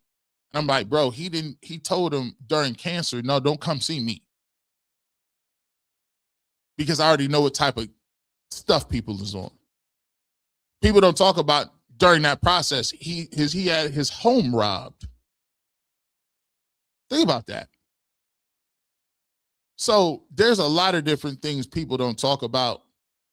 And a lot of times it's crazy to me. Like, they just skip over all of that none of that counts. That don't work. It ain't the right narrative. And if the right narrative ain't being moved, people don't want to do it. Glad you're feeling better, DB Dog says. Glad you're feeling better. I call them fake Browns fans when they say get rid of Shedeur and he's successful somewhere else, then fine. To me, that sounds personal, right? From people that cover the team to me too. I never understood this. Look at all the stuff that we have to deal with. What do you have to deal with? What lions and tigers and bears are you fighting? I could swear that we're in the same industry, right? What war are we going to fight? All the stuff you have that comes with Shedeur. What do you mean, all the stuff that comes with it? What do you do? Like, are you doing something after hours that I don't know about other than doing podcasts? What is these critical roles that you're serving where you're going through so much mental anguish and turmoil because it'd be crazy to me, boy. It'd be crazy, my boy. I'm like, dang, man, this is how we doing it. Sweetie says they don't get it. We don't have that many high-profile fams that we will ride for. We are holding down Obama and the Sanders family. Come try us if you want. Hey, yeah, it's that stuff that they've been doing. I mean, people out of pocket. These memes, I don't know where.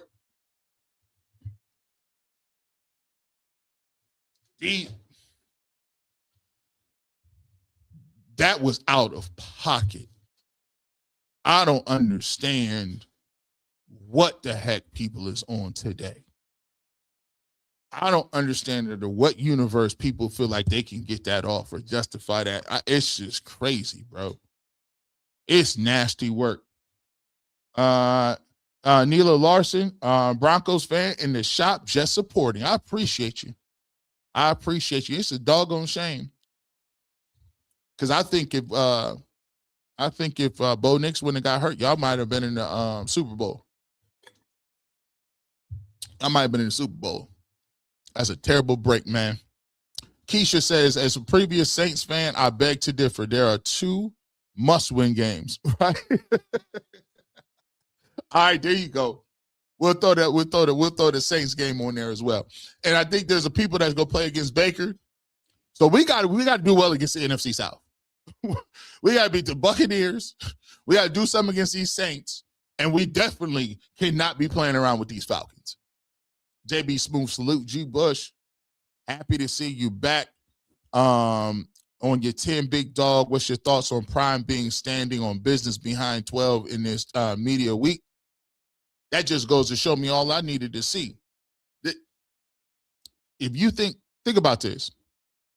Prime went from being non-existent, not doing no interviews, not even talking about his son, to now he like, oh, we got to do the victory lap on y'all. You think he don't know something? You think he don't know? Like, you don't think him and Jimmy been talking? We know what it is. And then Shedeur been locked in too. He be like, man, listen, I'm ready to go to work. Everybody doing interviews. And that's the scary part about it a little bit to a certain extent. So a lot of people out there that be like, you know what? You know what, though?